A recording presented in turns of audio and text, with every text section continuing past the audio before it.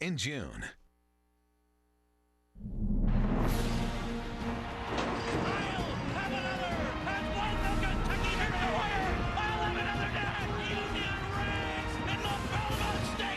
You're watching NBC Sports, home of the Triple Crown.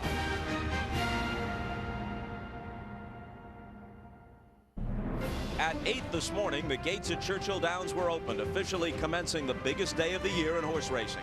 And a party you'd be hard-pressed to beat. If it's tradition you're looking for, well, you'll see it in hatwear of unparalleled variety. And you can taste it, too, assuming you're of age, of course, in the ubiquitous signature mint juleps. And you can also sense it in anticipation of the 11th race of the day, the Kentucky Derby. The top two choices on the morning line were Orb and Verrazano, the latter of which is one of 5 horses in this field trained by Todd Pletcher. Doug O'Neill was the trainer of last year's winner, I'll Have Another. This year, his horse is Golden Sense, and his jockey is Kevin Krigger, bidding to become the first African-American to win this race in more than 100 years. Rosie Napravnik is back trying to become the first woman jockey ever to win the Derby. She's aboard the relative long shot, My Lute. Gary Stevens won the Derby 3 times before retiring 7 years ago. Now at age 50, he's left the broadcast booth and returned to the track, riding Dwayne Lucas's Colt Oxbow today. With a crowd of more than 150,000 filling Churchill Downs, undeterred apparently by a soggy Saturday, everyone is anticipating the best 3-year-olds in racing coming down the stretch under the Twin Spires in the 139th Kentucky Derby. Greetings from Churchill Downs on a soggy Saturday. It is, in fact, that would be an understatement. It isn't just raining, it's pouring, and it has been for hours, and it's expected to continue this way right on through the race. Let's take a look at the present odds. Revolutionary, right now as we speak, is the favorite at 5-1. Definitely the Calvin Burrell effect. Burrell has won 3 previous derbies. You know he's known as Calvin Beau Rail. He's only 1 spot removed from the rail as this race begins at about 6:30 Eastern Time. Orb at 7-1 was the morning line choice. Now falls to the second choice along with Golden Sense, each at 7-1. It might be worth noting that the number 12 horse, It's My Lucky Day, is 9-1. It's My Lucky Day has won previously in the mud. And Rosie Napravnik's mount, My Lute, the number 6 horse, is listed at 13-1, and those odds have come down a little bit as a portion of the public gets behind Rosie, hopes to become the first woman jockey ever to win the Derby. We have a strong field of our own to cover the race and battle the conditions, and we start at the barns with Bob Newmeyer. Bob. Where it's raining sideways, no doubt about that. You know, trainer Todd Pletcher is fielding a basketball squad, if you will, 5 runners, including Verrazano. He's unbeaten 4 for 4. He's been phenomenally successful, Todd Pletcher, but in the Kentucky Derby, not so much. Just 1 win in 31 tries. But here Pletcher has a chance to set racing records today if he can win it, because he'll be the only 3rd trainer to sweep the Kentucky Oaks in the Kentucky Derby. Let's say hello to Donna Brothers. When the horses leave the paddock for the 139th Kentucky Derby, they'll walk through the tunnel, which is relatively quiet. And then they'll walk out here and see the biggest crowd they've ever seen in their lives. They'll look to their left, a sea of people. They look to their right, another sea of people. And if they try to take their minds off of it and look straight ahead in the infield, another sea of people, 150,000 people, in fact. And then they'll race against the biggest crowd of horses they've ever seen in their life. They'll face 18 opponents for the biggest race of their life. No pressure on these young horses. Let's go to Mike Battaglia. Well, Donna, I'm here in the infield, and I'm surrounded by people huddled in their tents, wearing everything from ponchos to garbage bags. This is my 42nd straight Kentucky Derby, my first trip to the infield. You can hear them behind me, they're going crazy. They came from all over. I met John from Iowa, came with 40 people on a bus. Kathy from Michigan with her group, and all these guys back here from Louisville. They came to have fun. They pay their $40.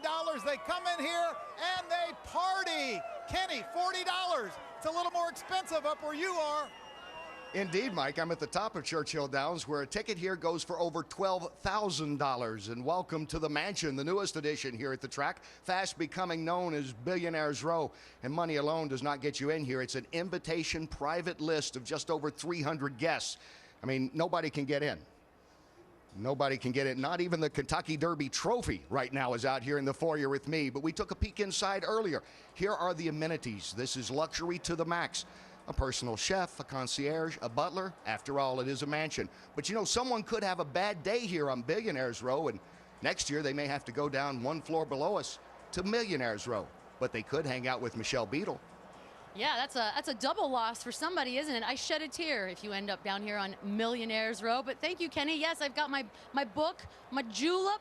I'm ready to go. My first Kentucky Derby. I hope to bring the aspect of, whoa, what is going on here? We've got a lot of fashion. We've got stars. And despite the rain, it doesn't seem to be stopping people from having fun, enjoying the beverages and the ponies as they might. So we will bring all that to you. And then I try to go somewhere where no one is allowed to go. Right now, though, I want to throw it to a man who I hope to share some juleps with sometime, Bob Costas. That could be any time after about 7 Eastern this evening, Michelle. Some 150,000 were expected to attend. We'll have to wait for the official attendance, see if anybody stayed away or how many stayed away because of the inclement conditions. In any case, the Kentucky Derby is coming up, the 139th Run for the Roses, when we come back after this. Switch your car insurance to Geico and we could help you save on boat and motorcycle insurance too. Other insurance companies are green with envy. Oh, no, I'm sorry, but this is all wrong.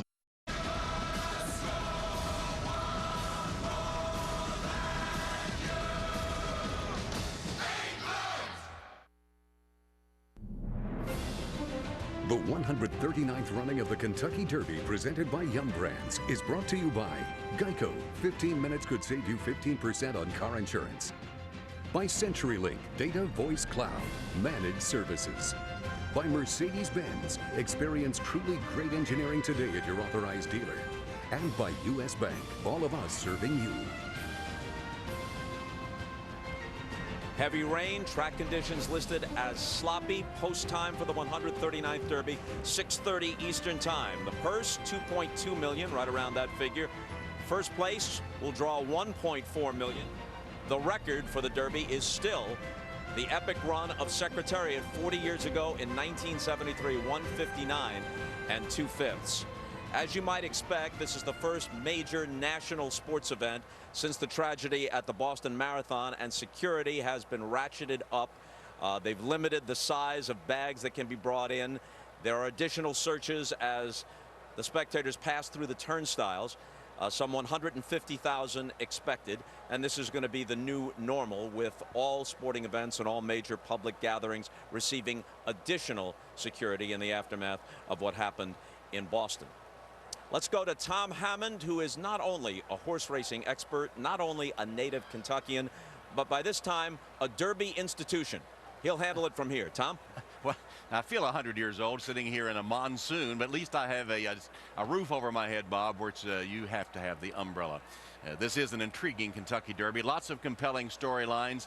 Coming into today, you could make a good case for 6 or 8 horses, but now in these conditions, we should be alert for anything, for some kind of surprise result, perhaps.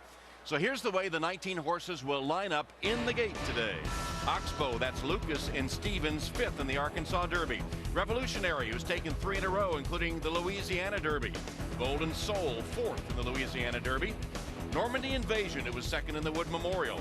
My Loot, Rosie rides the Louisiana Derby 2nd. Giant Finish, 3rd place in the Spiral. Golden Sense, Kevin Krieger pilots the Santa Anita Derby winner. Overanalyze, who took the Arkansas Derby. Palace Malice, 2nd in the Bluegrass. Lines of Battle from Ireland, winner of the UAE Derby in Dubai. It's My Lucky Day, 2nd in the Florida Derby. Falling Sky, 4th in the Arkansas Derby. Verrazano, unbeaten in 4 starts, including the Wood Memorial. Charming Kitten, 3rd in the Bluegrass Stakes. Orb, winner of 4 in a row, the latest, the Florida Derby. Will Take Charge, it took the Rebel Stakes 7 weeks ago. Frack Daddy, 2nd in the Arkansas Derby.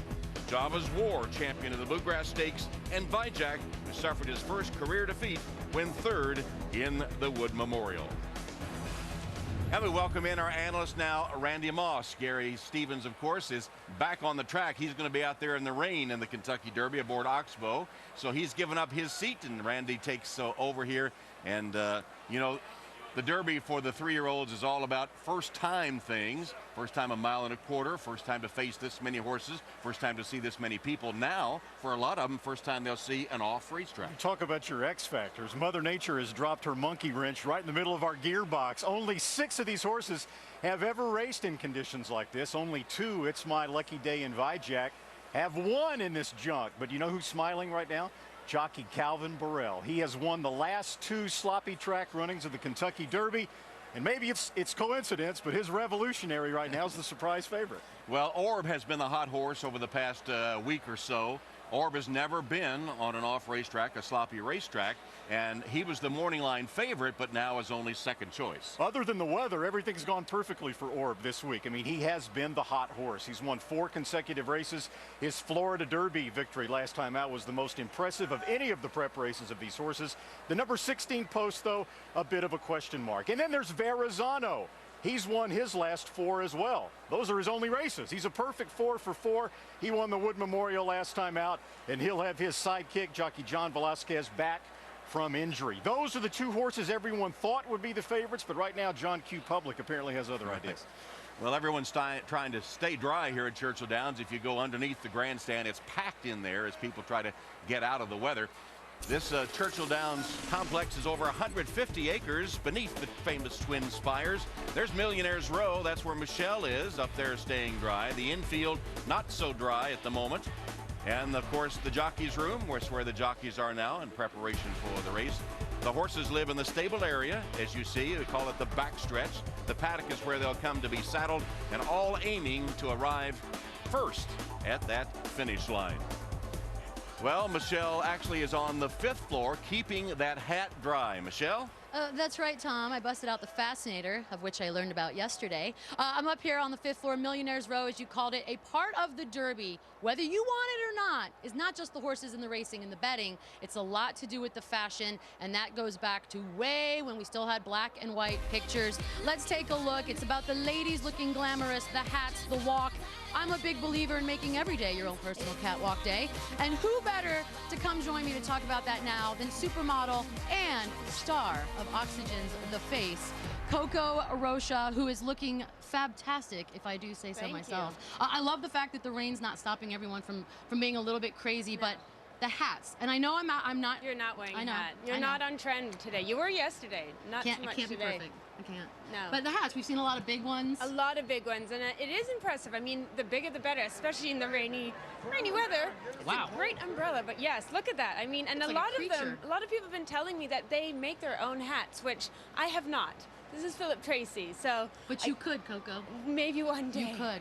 I love it. The other thing is it's gray, it's dreary, it's a little bit depressing, but the florals, they bring us up. Yes, I mean, everyone had their outfits already planned, whether or not it was going to be rainy, and that's making everyone a little excited, I think so. But yes, everyone is definitely in floor, and it's nice. It's nice. And the rain, as we've talked about, and will continue to do so for the next few hours, can't ignore it, so you prep for it, and that's the 3rd trend. Yes, that is the 3rd trend. I mean, either you really did well and you got some really chic, jackets, or you just got a garbage bag and you put it over your hat, which is still cool, I guess. But yes, it's cool. It's a trend today. I think it's very cool. Coco Rocha, thank you. I know now you can go have a little fun. I know, I'm excited. Put a couple bucks down on something lucky. And not just the derbies, not just the fashion, and not just the juleps, but at night, you get your freak on. It's time to party in the great city of Louisville. You can do it with the celebrities and the stars and all the beautiful people.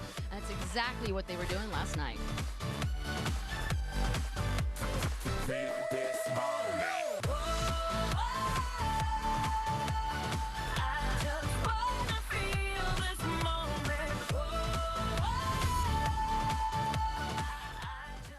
To all the jockeys and their noble steeds, we salute you. The 21, Farton, salute! I counted 22. On NBC Sports Network. Well, the original party, of course, is at Churchill Downs. You had to dress for the weather today, though, if you're going to go outside. Many under the stands are partying their way through the afternoon. And of course, the parties are going on all around the country. Derby parties are a tradition.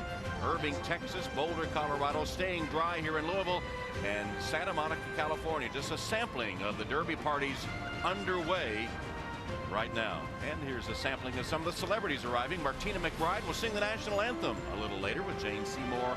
Bodie Miller had a horse named after him, Bodie Meister, remember last year. Jason Biggs arriving. Miranda Lambert is here.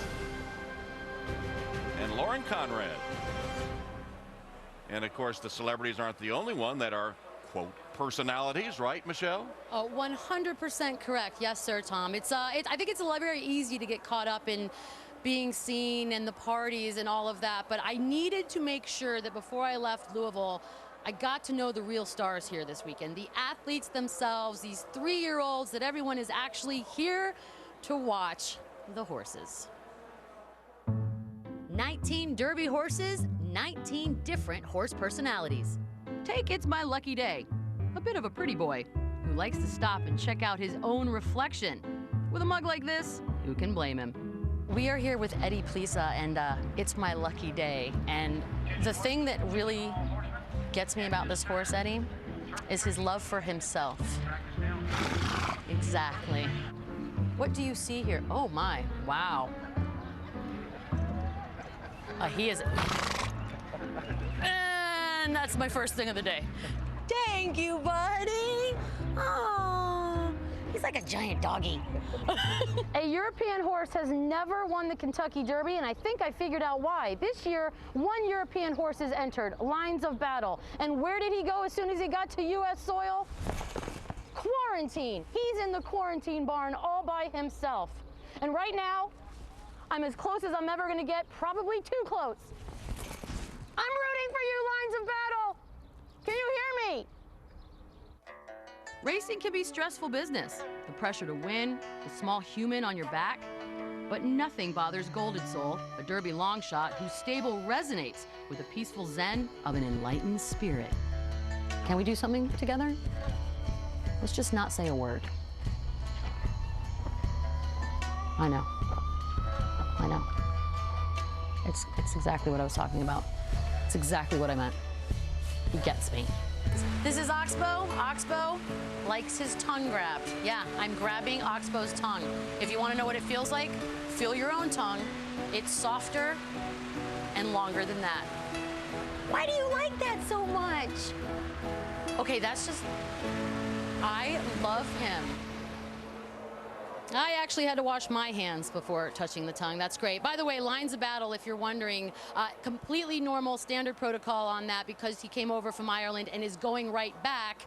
That is why he was kept in there the entire time, so don't worry. We do live in the age of social media. We are all tweeting, and that shouldn't keep the horses themselves from having some fun. So yeah, a couple of the guys have their own Twitter accounts, Golden Sense, Palace Malice. I like Vijak personally there at the bottom. Only a few hours left till the Derby, and as any good self-promoter knows, always hashtag yourself. That is how you expand the brand. Horses on Twitter. Where's Costas now? Let's go back to Tom. And it's really hard to tweet with a hoof, I can tell you that.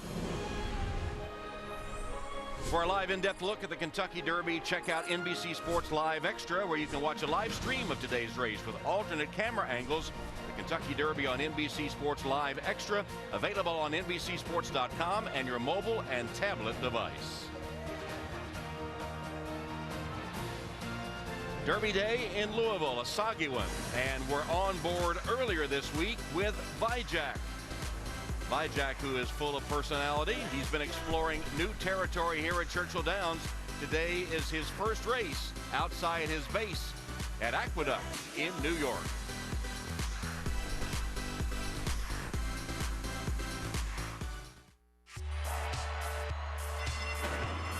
Longines, the official watch and timekeeper of the 139th Kentucky Derby, is proud to award today's winning jockey, trainer, and owner a timepiece from its Ready to shine. It's a wild playoff weekend. Sunday, I'm mic'd up. Tonight at 7 Eastern, the Stanley Cup playoffs continue on the NBC Sports Network. First, it's the Ducks and Red Wings, and then the Blues face the Kings. And tomorrow at noon Eastern, a doubleheader on NBC, the Stanley Cup playoffs presented by Geico. And on the subject of championships, Lord Stanley's Cup made a trip to the backstretch at Churchill Downs, and to the bar going to Doug O'Neill, a big hockey fan, to wish O'Neill and Golden Cents good luck in the Derby. Let's go back to Michelle. Thanks, Tom. I'm with Luke Bryan right now, who's got me rattled a little bit. Rattled? Because he's having a good time. Are you not having a good time?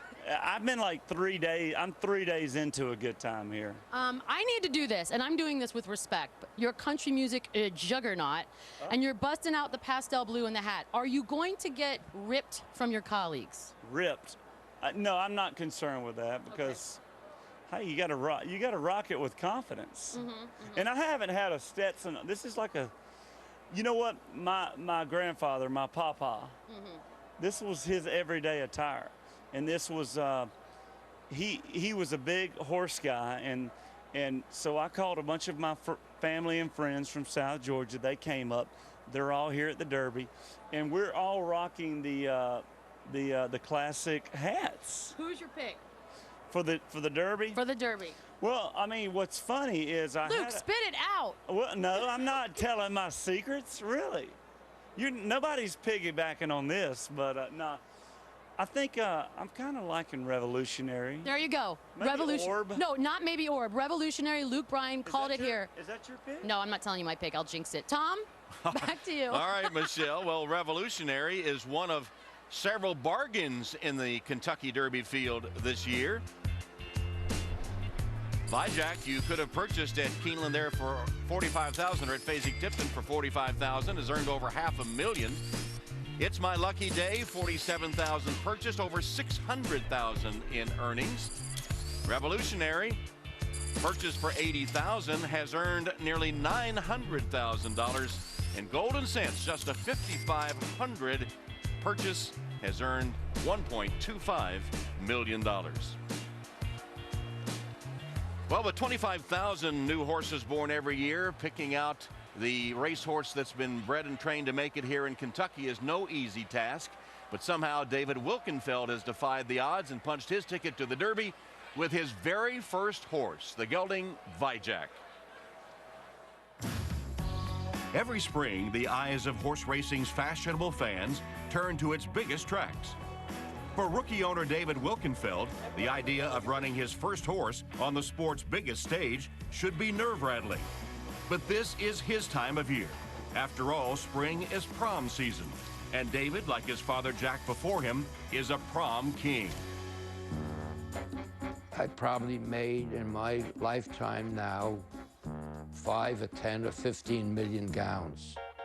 Maybe more, I don't even know.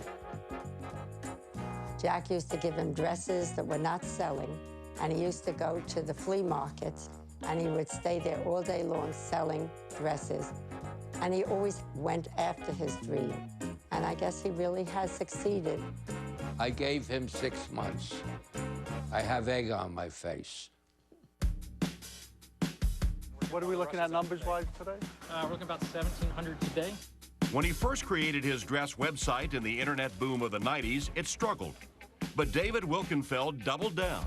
And with over 180,000 dresses now in stock, PromGirl.com is the #1 online supplier for prom's most important accessory. You know, as an entrepreneur, you have to be a risk taker by nature. You have to be willing to fail and accept failure. And then, you know, the rest is luck. Switching from sequins and chiffon to the silks of the track has long been lucky for Wilkenfeld. His skills calculating risk and reward have won him millions in pick six bets. But buying Vijack is easily his biggest gamble yet. And Vijack takes the Gotham Stakes. The whole idea of looking for a 2-year-old is finding that next champion, that next Kentucky Derby horse. Otherwise, you know, why do it? There's a lot. From his online storefront to his new racing stable, it's Wilkenfeld's hard work that have made all his long shots shorter. And every time his horse takes to the track, its name echoes those who instilled these values in the beginning, his parents, Vivian and Jack. I'm glad he thinks enough of us that he thinks we're amazing, as he said. And he's got an amazing winner horse and winner parents, so goes together. Vi and Jack. I got to give him credit. He really bought something that evidently is good. And Wilkenfeld's stable is called the Pick Six Stable, and he's hit a number of pick sixes, including one at Santa Anita for over $3 million. And Vijay suffered his first defeat in the Wood Memorial. Yeah, he's a little bit of a squirrely horse, but he's good. I mean, he's only lost one race, and yet he's 30-1. That's how tough this field is. The Wood Memorial, he was up against top competition. Verrazano, who he was within striking distance of, as you can see in the deep stretch. Normandy Invasion ran past him at the end, but Vijay had an excuse in this race. Immediately afterward, he was diagnosed with a lung infection, and that's a legitimate excuse. This is a bit interesting. He'll be ridden for the first time by Garrett Gomez. When they call riders up in the paddock, Gomez will actually be sitting on Vijay's back for the very first time. That's a nice little get to know you, huh? Yeah, but Vijay won't be experiencing an off track for the first time. He has won in the mud. Vijay trained by Rudy Rodriguez, a former exercise rider for the controversial trainer Rick Dutrow, who's currently serving a 10-year suspension for medication violations. And Rodriguez, too, has served suspensions, and he had to undergo a hearing to be licensed in Kentucky. And at that hearing, he volunteered to have Vijay placed under 24-hour video surveillance. So here's the video surveillance setup on the backstretch in the barn area here at Churchill Downs. So after he did volunteer to have his horse under that constant video surveillance, he was granted a provisional license to race in Kentucky. All right, let's check the current odds here in the Kentucky Derby, with Revolutionary still at 5-1. Golden Sense is 7-1. Orb is also at 7-1. It's My Lucky Day at 9-1, and so is Verrazano. So the favorite Revolutionary, trained by Todd Pletcher, and Revolutionary 1 of 5 sent to the post by Pletcher today, and he's with Bob Newmeyer down at the stable. All right, thank you very much. With Todd, sloppy track, good or bad for you? I think it could help a few of them, particularly Revolutionary seems to train really well in it. His sire Warpass won the Breeders' Cup Juvenile in a very sloppy track. I think it probably helps him the most. The other ones don't know, haven't had as much experience with them on it. All right, you mentioned Revolutionary. Let's play a little name association. Verrazano. Verrazano, someone asked me the other day if I could compare him to an athlete, and I'd say it's probably LeBron James, because, I mean, he's just one of those horses. He can do a little bit of everything. He's a big, imposing, physical horse that, you know, could probably play 5 different positions on the floor if he was a basketball player. Overanalyze. He's tough and gritty, you know. I mean, he doesn't mind mixing it up. He got roughed up pretty much in the futurity last year and didn't seem to bother him at all. I think he'll be well suited to a big field like this. Palace Malice. He's the one that's just, you know, he's got a tremendous amount of talent. We just need him to kind of finish one off, and I think the blinkers might be the key to that. And Charming Kitten. Well, I think he's a blue-collar horse. He shows up every time. He tries hard. I think the sloppy track could help him as well.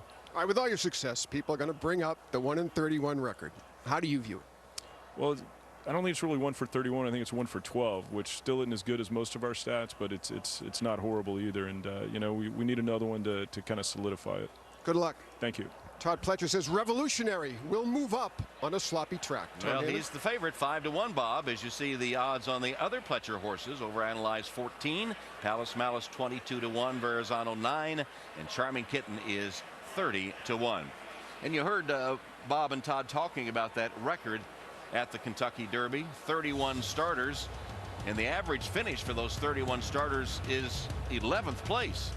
And of course, his only winner was Super Sabre. Now, this is the man that 5 times has been the Eclipse Award winner as the top trainer in the United States.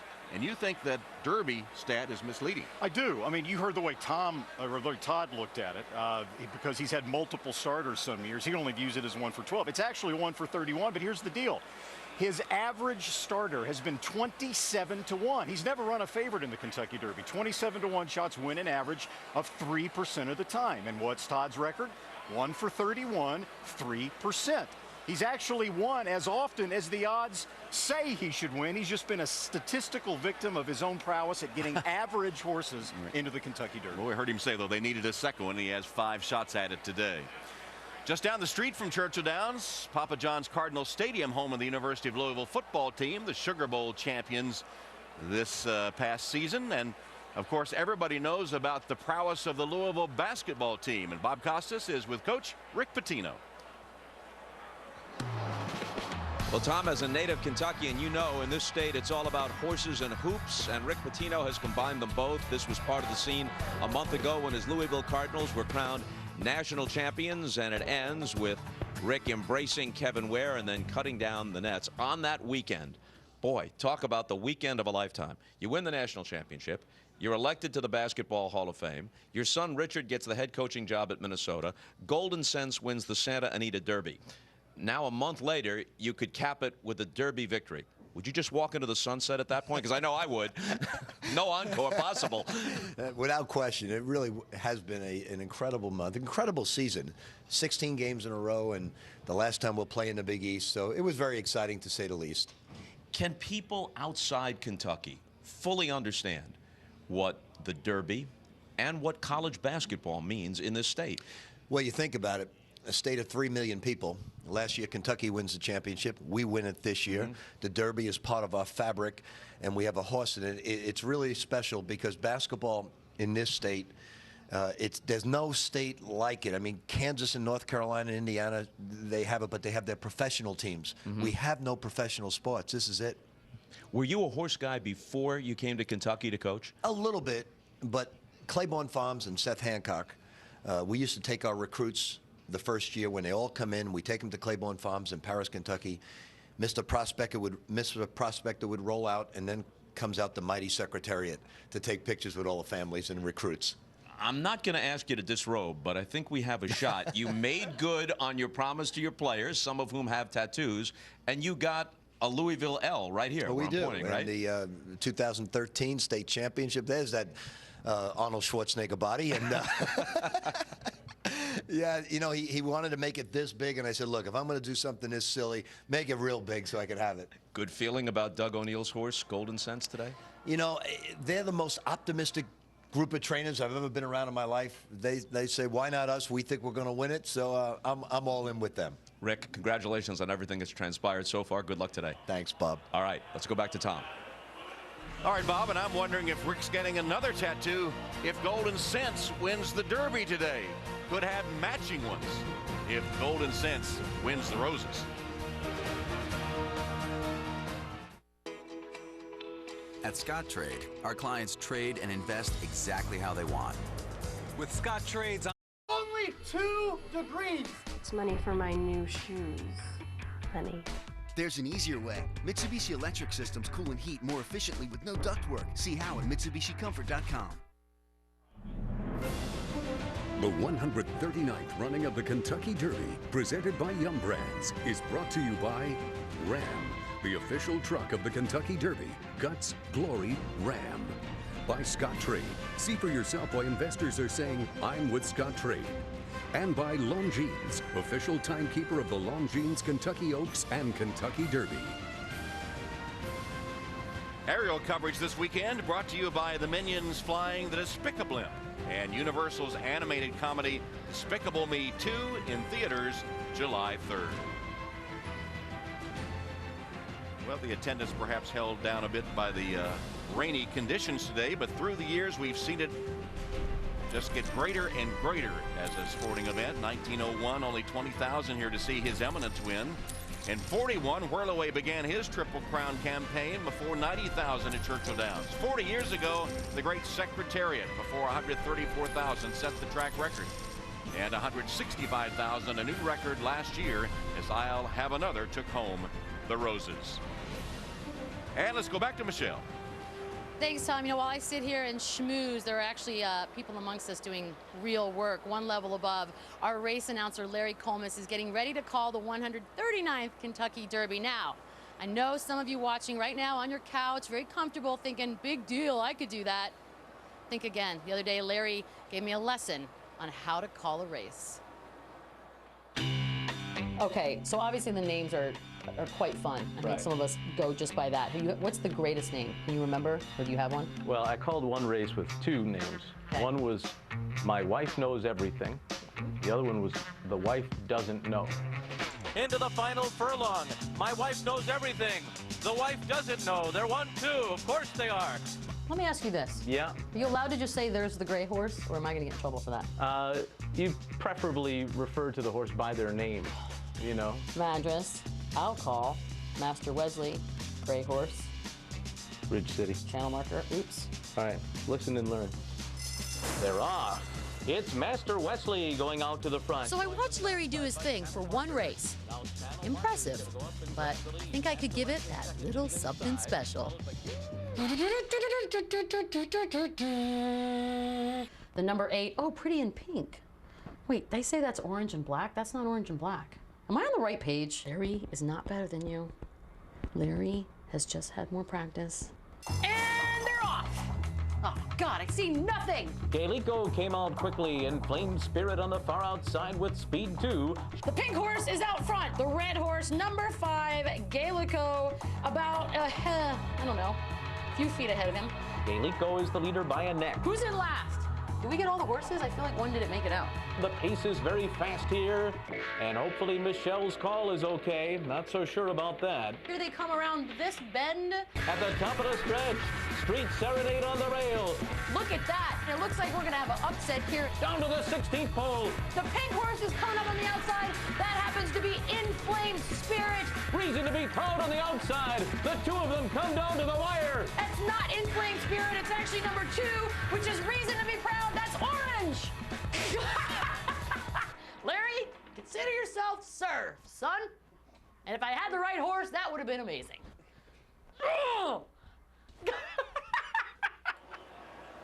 Yeah, Larry, I know there's not a lot to improve on perfection there, but what'd you think? Well, let me put it this way. It was unlike anything I've ever heard. You know what? I will actually accept that as a compliment because I am that foolish. Larry, your job is legit and it's hard. Good luck today. Thank you. Tom, back to you. Very comforting to know that Michelle is standing by should Larry lose his voice a little later this afternoon. Who do you think will win the Derby today? Well, join the conversation on Facebook. Go to facebook.com/NBC Sports. And a little bonus coverage for you. There's Gary Stevens. He's riding in our next race. The Turf Classic will go on the grass when we come back to Churchill Downs. Test in 3, 2. I don't like excitement. Take our corporate payment system from US Bank. It's reliable, accurate, easy to manage. And speed. The Monaco Grand Prix, Sunday, May 26 at 7:30 a.m. Memorial Day weekend on NBC. One of the strongest fields in the game takes on the famous stadium course at TPC Sawgrass, the Players' Championship. Coverage begins Thursday at 1 Eastern on Golf Channel, continues next Saturday at 1:30 Eastern on NBC. And the horses on the track warming up. They'll be going on to the turf course, which is rated yielding at the moment for the Turf Classic. There have been a couple of scratches in this field, Swift Warrior and Point of Entry. So here are the odds. Point of Entry would have been one of the favorites, probably the second choice. The favorite, Wise Dan, at 1-2 as we reshuffle to show you favorites to long shots. Wise Dan 1-2. He is the reigning horse of the year who has won 8 of his last 9 races. So Optimizer and Geronimo at 6-1 each, but a long way behind Wise Dan in the eyes of the bettors, who is 1-2. Just goes to show you what Kentucky Derby Day at Churchill Downs is all about. It's not about just the Kentucky Derby, some other great races as well, and you're looking at the #1 racehorse in America right now. I mean, this horse wins on everything. He wins on grass, he wins on dirt, they run him on synthetic racetracks. He could probably run in the Churchill Downs parking lot and beat most of the horses. He's got just an incredible will to win, and that's why he's a heavy favorite in here. Wise Dan, who's had 1 race this year, that was a winning effort at Keeneland, owned by Morton Fink, ridden by Jose Lescano, trained by Charlie Lopristi. And here's Silver Max with Robbie Alvarado, trained by Dale Romans, who won the Eclipse Award as the top trainer last year. Yeah, we got some superstars in here. Wise Dan likes to sit back a little bit. Silver Max, when the gates open, it's go, go, go. I mean, he will open up a big early lead. That's the way he likes to run. The last time he ran against Wise Dan, it didn't turn out too well. That was last fall at Keeneland, but he does have some really good races on his form before that. And Gary Stevens aboard Slim Shady. Gary likes this horse. When he made his celebrated comeback earlier this year, Slim Shady gave him his very first victory in his comeback in what's called a graded stakes race. Those are the very best races in America. That was out in California. But Gary's going to have to call on all his wiles here, because the last 6 times Slim Shady has raced, when he didn't make the early lead, he finished out of the money. And he's not as fast as Silver Max. So Silver Max is going to go to the front, and Gary's going to have to try to talk Slim Shady into thinking that it's okay. And Slim Shady looked like a handful. Donna? Well, with the venerable Wise Dan in here, I still wouldn't count out the 4 Silver Max. This is a horse who's won a stakes over this grass course. He's won on the yielding turf course. And his last race was his first race of the year, a race he probably needed because he didn't break sharp and he didn't get that early lead. But if he does get a lead in here, guys, he might be tough to pass even for Wise Dan. All right, loading into the gate for the Turf Classic. There's Gary Stevens and Slim Shady. I think Larry's going to call this, not Michelle. Okay. So as Optimizer goes in, let's go to Larry Colmus for the call of the Turf Classic. Yeah, this one will be me, Tom, for sure. We've got Optimizer moving into the starting gate. He's going to take stall 3 here under Joel Rosario, who will be riding morning line favorite Orb in the Kentucky Derby in just a couple of hours. As you see, Slim Shady with Gary Stevens getting a little bit fired up in the starting gate there. He's really going up to the front of the gate, and Gary's going to get off of Slim Shady here as he continues to be restless. They'll try to settle Slim Shady down, and then Gary Stevens will get back aboard. And now it looks like Slim Shady is settled down, and here comes the horse of the year, Wise Dan, to the outside stall. He goes in. They're all in line. We are ready for the start. We're off in the Turf Classic. And it's Silver Max, as expected, who goes right out to take the early lead. And Wise Dan is there on the far outside. Optimizer away running in between those two, and now takes second.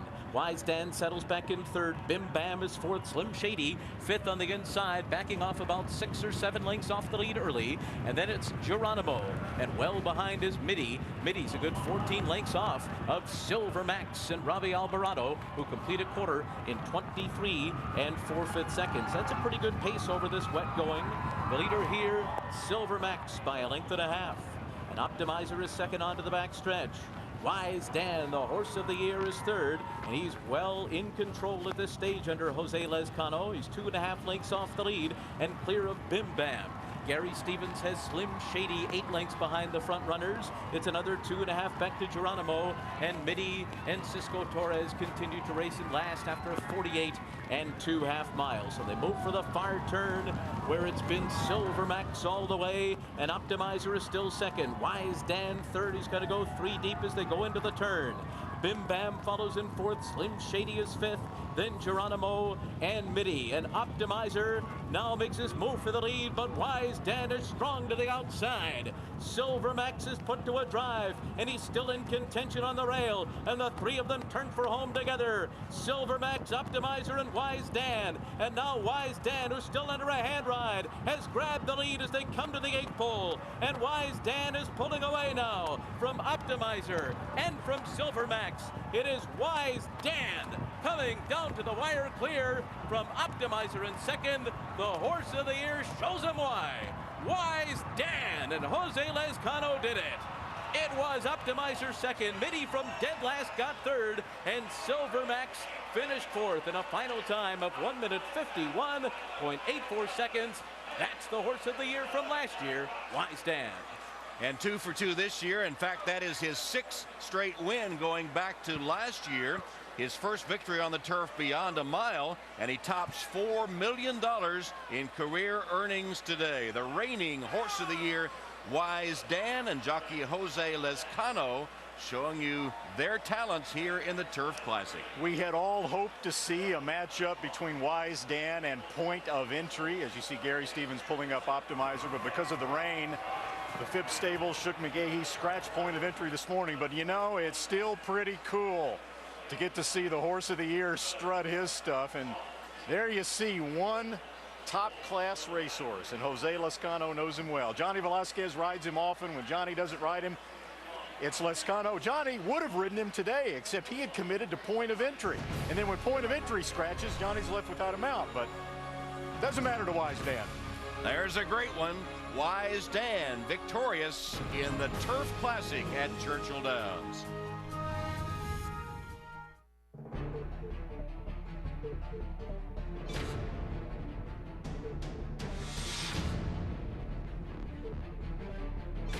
How do you engineer a true automotive breakthrough? You give it bold styling, unsurpassed luxury, and nearly 1,000 improvements.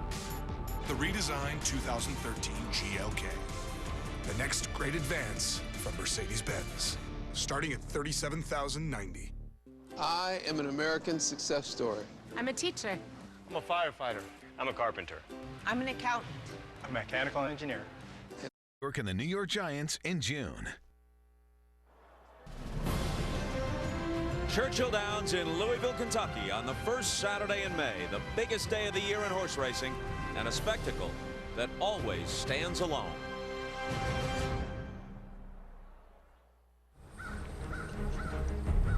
If you're looking for the answer to what sets this race on this day, on these grounds, apart from all the others, you might focus on the rituals. All the different ways so many different people prepare for it. A tradition, a celebration, and the most important race they'll ever be a part of. Amiable, colorful, controversial. Trainer Doug O'Neill won his first Derby a year ago. Now he returns for another shot with another unheralded jockey aiming for his own piece of history. I'm making history with this horse, and the further this horse gets, more of a race horse you're going to see. A female rider has never won the Derby. Rosie Napravnik is intent on being the first. Rosie Napravnik to win! This is me and my dreams coming true. And even for a trainer who often saddles multiple contenders, Todd Pletcher's crop of 5 this time out is especially strong, led by the unbeaten Verrazano. Verrazano on to the Derby! And at the age of 50, he decided 3 victories and a place in the Hall of Fame weren't enough. So jockey Gary Stevens came back to ride for a trainer also highly decorated, but also still hungry. With the biggest party of the year going on around them, with traditions renewed on every corner of the grounds, all of them have come here with the same hope that they'll finish the day as part of the final ritual with their horse draped in the garland of roses at the 139th Kentucky Derby. Post time for the Derby is about 90 minutes away, and even though an umbrella is still in order, the rain has subsided considerably. And now we have an updated forecast that indicates that it may in fact clear out to some extent by the time the races actually run. There are 2 horses in the field, Vijack and It's My Lucky Day, that have previously won under muddy conditions, and at present the track is listed as sloppy. Let's go to Tom Hammond. All right, Bob, and a short time ago we saw the Turf Classic won by Horse of the Year Wise Dan, who paid $3.20 as the favorite, with Optimizer second and Midi running third. The 8-3 Exacta paying $12.80 for a $2 wager. You see the trifecta and superfecta payouts as well. Well, Randy Moss comes back to join us, and they have a new entry here. This is Jerry Bailey, the Hall of Fame jockey, winner twice of the Kentucky Derby. And of course, we know Gary Stevens has come out of retirement. He'll be on the track with Oxbow in the Kentucky Derby. But we're very pleased to have Jerry Bailey with us. And Jerry, in this kind of condition, the sloppy track, it appears we're going to have the 7th Derby run on a sloppy track, unless it really, really dries out in the next hour or plus. The jockeys have to make some special preparations as well. They do, Tom. And goggles are the order of the day here. Jockeys will wear up to 6, even 7 pairs of these goggles as they go through the race. They'll flip one down, they'll let it hang around their neck like this, so on and so forth. The challenge for these jockeys, aside from getting them down correctly, is to figure out how many goggles they have left relative to the distance they have to left front to run. And you never want to run out before you hit the finish wire. He wears those while he's driving around town sometimes. You see him riding around Florida with those things on. What jockeys have found when they get their goggles fixed today is that it's been a fairly honest racetrack, which we always watch for in days like this. By that I mean horses can win on the lead, from behind, inside, outside, so that's good news. And the horses, of course, have an extra eyelid that keeps their eyes clear so they don't get mud in their eyes. And How does this mud affect the horses today who are experiencing a lot of this for the first time? Well, if we look at our favorites, or what we thought would be our favorites, right, Orb and Verrazano, the jury is kind of out because neither of them have ever started on it before. Orb has a come-from-behind running style, comes from the middle of the pack. Generally, those horses are the most susceptible to a sloppy track because of all the mud flying back, but he has an outside post that might help him in that regard. Verrazano breaks very quickly from the gate, especially in comparison to Orb and even Revolutionary, and he can get perfect position on the outside of the speed. He might be perfectly suited for the way the track is right now. And a lot of the primary storylines for this Derby revolve around the jockeys. Yes, Verrazano's jockey, John Velasquez, had a spill about a month ago, and although he's ridden a handful of races, he can't be 100% in terms of everything. Then you have Gary Stevens, who last rode his Kentucky Derby 8 years ago in 2005. Maybe a little rust on his boots. And Kevin Krieger, who's never even been in the Kentucky Derby before. His challenge is to take those emotions that he's going to feel, redirect them, and focus when those gates open. All right, well, 19 will enter the starting gate, and here's the way they'll line up for the Kentucky Derby. Black Onyx was scratched. Oxbow, that's Lucas and Stevens. He was 5th in the Arkansas Derby. Revolutionary has won 3 in a row, including the Louisiana Derby. Golden Soul was 4th in that same race. Normandy Invasion, 2nd in the Wood Memorial at Aqueduct. My Loot, Rosie, rides the Louisiana Derby 2nd. Giant Finish, 3rd place in the Spiral. Golden Sense, Kevin Krieger pilots the Santa Anita Derby winner. Overanalyze, who took the Arkansas Derby. Palace Malice, 2nd in the Bluegrass. Lines of Battle from Ireland. He won the UAE Derby in Dubai. It's My Lucky Day ran 2nd in the Florida Derby. Falling Sky was 4th in the Arkansas Derby. Verrazano, he's unbeaten in 4 starts, including the Wood Memorial. Charming Kitten was 3rd in the Bluegrass Stakes. Orb has won 4 in a row, the latest being the Florida Derby. Will Take Charge took the Rebel Stakes. That was 7 weeks ago. Frack Daddy, 2nd in the Arkansas Derby. Java's War, champion of the Bluegrass Stakes. And Vijak, who suffered his first career defeat when he was 3rd in the Wood Memorial. So that's your field for the Kentucky Derby, the 139th edition. Let's go now to Bob Newmeyer. Let's talk about a contrast in training styles. Todd Pletcher aims for the Kentucky Derby each and every year. Orb's trainer, Shug McGahee, has a cautious, perhaps more conservative approach. In fact, McGahee hasn't even started a horse since Saarland in 2002. And Todd has saddled 24 horses since McGahee's last start. But make no mistake, Shug McGahee is admired and respected in this game, but he has never won the Kentucky Derby. Let's go to Kenny Rice. All right, thanks, Bob. Listen to this. 9 out of the last 10 Kentucky Derby winning trainers had 2 or fewer starters prior to winning the Roses. That may bode well today for Eddie Pliza, who brings in what he hopes is the prophetically named It's My Lucky Day. He's been in this business for 40 years, and he knows what it's like to go from relative unknown to the Derby winner's circle. His brother, John Service, did it with Smarty Jones. Now let's go to Lafitte Pinkai. Only 6 trainers in history have gone back-to-back in the Kentucky Derby. The most recent, Bob Baffert, in 1997 and 1998. In about an hour and a half, Doug O'Neill will try and become the 7th. Who can forget that lasting image of O'Neill celebrating a season ago? His resilient I'll Have Another gunning down Bodemeister in the stretch of last year's Kentucky Derby. This year he'll saddle Golden Sense, who, like I'll Have Another, arrives having won the Santa Anita Derby, and like I'll Have Another, will try and win today with a rookie Derby jockey in the saddle. Tom? All right, so 7-1 on Golden Sense, partially owned by Louisville basketball coach Rick Pitino. Now for the national anthem. Let's join the Vice President for Communications at Churchill Downs, John Asher. Ladies and gentlemen, please rise as Grammy Award winner Martina McBride sings our national anthem. Oh, say, can you see by the dawn's early light what so proudly we hailed at the twilight's last gleaming, whose broad stripes and bright stars through the perilous fight o'er the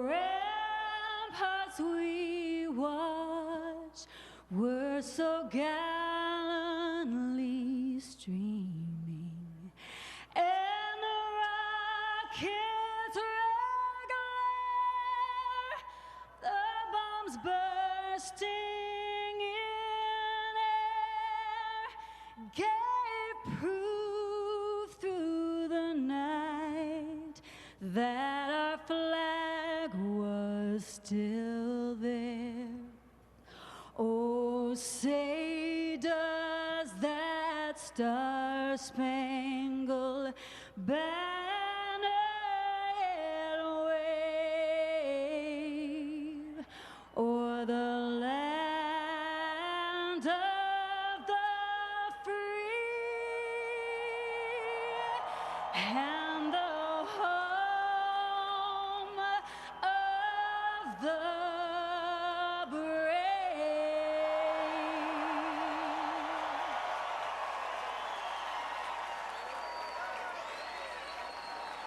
Martina McBride with the national anthem, and what is more American than the Kentucky Derby? On behalf of our 1.5 million team members in 130 countries, Yum Brands is proud to be the presenting sponsor of the 139th running of the Kentucky Derby. It's a time-honored tradition and the most famous 2 minutes in sports. Millions around the globe will be watching the Run for the Roses and cheering on their favorites as we see an amazing field of thoroughbreds race to the finish line. So from Yum Brands and everyone from Pizza Hut, Taco Bell, and that other famous Kentucky-born tradition, KFC, we wish you a very happy Derby and good luck. It's a brand new start. Your chance to rise and shine. With CenturyLink as Sox go up 3-0 on the Wild. Tomorrow on NBC, every game, every night, because it's the Cup. Red roses are always in fashion at the Kentucky Derby, and this morning about 9:45 a.m. the roses the horse will wear. The winning horse at the Kentucky Derby wears that garland of roses being carried into the track this morning. Shop KentuckyDerbyStore.com, the official store of the Kentucky Derby and Churchill Downs. You'll find hats, t-shirts, collectibles, and more. That's KentuckyDerbyStore.com. Well, there's some fine-looking thoroughbreds on display at the Kentucky Derby, and look how they've grown. Horses then and now. In 2010, Norman the Invasion was pretty slight. He's still not the biggest you'll ever see, but he's much bigger than he was. My Loot in 2010, and here he is 3 years later. And Java's War, he's one of the smallest, maybe the smallest in the field. And there's Orb in 2010, and presently in 2013, the morning line favorite. He's trained by Shug McGahee, and back at McGahee's barn is Kenny Rice. All right, thanks, Tom. Shug, one of the factors, a lot of attention for Orb. You've only brought one other horse here since 1989.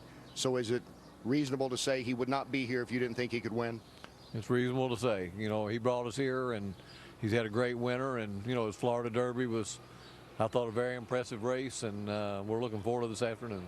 You're a Kentuckian. The people that you work for, the Janney family and the Phipps family, all of you have had great successes on the track, but none of you have won a Kentucky Derby. What does it mean to win one today? I'm not sure, because I never have, but I'm looking forward to the opportunity. I think we've got a great opportunity to maybe win today, and for all of us to fill that void. So, you know, hopefully, we'll be good enough. Good luck today. All right, Kenny, thanks. Back to you, Tom. All right, Kenny, and there's no question a victory by Orb would be a victory for the old school way of doing things. It's a family that goes back 87 years in the game, the Phipps family. They once owned Seabiscuit, sold him before he got good. Would have had Secretariat, but they came up on the wrong end of a coin toss. Maybe Orb can give them their first Derby win. Well, we know Orb won the Florida Derby, and let's take another look at that race as our Scott Trade value rising. And he won it without taking the best of it, really. Orb, as he broke from the gate, was some 5 horses wide going into the first turn. And to give you an understanding of that, for every horse path further out from the rail that a horse runs on both turns, that's a length. So he was running much further than anyone else in the field around the first turn. It continued all the way through the race. As he turned for home, he was still 4 horse widths off the rail. So he ran much further than anybody else in the Florida Derby, yet he still won. And here's a point that needs to be made as he runs down It's My Lucky Day in the Florida Derby. He won his last 2 at Gulfstream Park, which has the shortest stretch run of any major track in America. Churchill Downs stretch is more than a football field longer than he's been running on. If you're a stretch runner like Orb, the more stretch, the better. But never on a track like this. True. So we'll find out how he handles the sloppy racetrack. We assume it'll be sloppy by post time as we go on to Bob Newmeyer. Rick Porter is the owner of Normandy Invasion. He's a history buff. He visited Normandy for the celebration of the 50th anniversary of D-Day, June 6, 1944. So Porter invited 4 veterans to come to the Kentucky Derby. They are Bill Wilch, Ray Woods, J.J. Whitmire, and Alan Reeves. In fact, Alan Reeves plans to bet $69 to win on Normandy Invasion because this is the 69th anniversary of D-Day. And you can bet that Rick Porter, the owner, and all the World War II veterans that are watching us now are hoping against hope that Normandy Invasion will land in the winner's circle at Churchill Downs. Donna. Calvin Burrell rides revolutionary today for the first time in a race, but he's worked him twice here at Churchill Downs, and you know he's going to be on the inside. That's Calvin Burrell, but this is the inside for most jockeys. For Calvin Burrell, this is the inside, right up against this fence. He's worked revolutionary twice here at Churchill Downs in the mornings, and both times he's had him right on top of this fence. Here's another thing to take note of, though. Look at the racetrack. When you're down here on the inside, the track is nice and fast and tight. The further out I go, the deeper it gets. You can see my feet just go further and further into the track until you get all the way out here to about the 7 path. So I think you're going to want to be either in the 1 post position and down on the rail or out here in the 7 path. And as we all know, the 1 is the quickest way around there. Let's go to Mike. All right, Donna. Kenny McPeak's got 2 horses in here, Java's War and Frack Daddy. Java's War won the Bluegrass, but Kenny tells me he likes Frack Daddy's chances better. Frack Daddy, he says, has been training really well over this track. He thinks he'll prefer the dirt. One problem with Frack Daddy, he gets very nervous and fractious in the paddock. This means he is hard to handle and he expends more energy. So Kenny's going to try something new this afternoon. He's putting earplugs in this horse. When they leave the barn here, he's putting earplugs in the horse. Frack Daddy will wear the earplugs all the way to the starting gate. Let's go to Kenny. Thanks, Mike. Wayne Lucas, a Hall of Fame trainer, has just about every record possible in the Derby, including most Derby starters. He's won 4 of these races. Only one man has won more. Today, he sends out 2 starters. Oxbow, who will be ridden by the Hall of Fame jockey Gary Stevens, and will take charge. And Lucas, at 77 years old, could set another record today, becoming the oldest trainer to ever win a Kentucky Derby. Both are long shots, but consider this. He's won with a 60-to-1 shot and a 50-to-1 shot. That 50-to-1 shot, by the way, was ridden by Gary Stevens. Let's go to Michelle. Perfect timing, actually. Now that we've gotten all that homework and heard about all the different horses, I've got Robert Griffin III joining me now. Another first-timer to the Kentucky Derby. So far, is it what you thought it would be? It's truly amazing how many people come out here to watch these horses run and just the tradition that it is. And so it's a great experience. And for me, I'm just taking it all in. If I don't ask, I get fired. The knee, we feeling good? Knee's feeling great.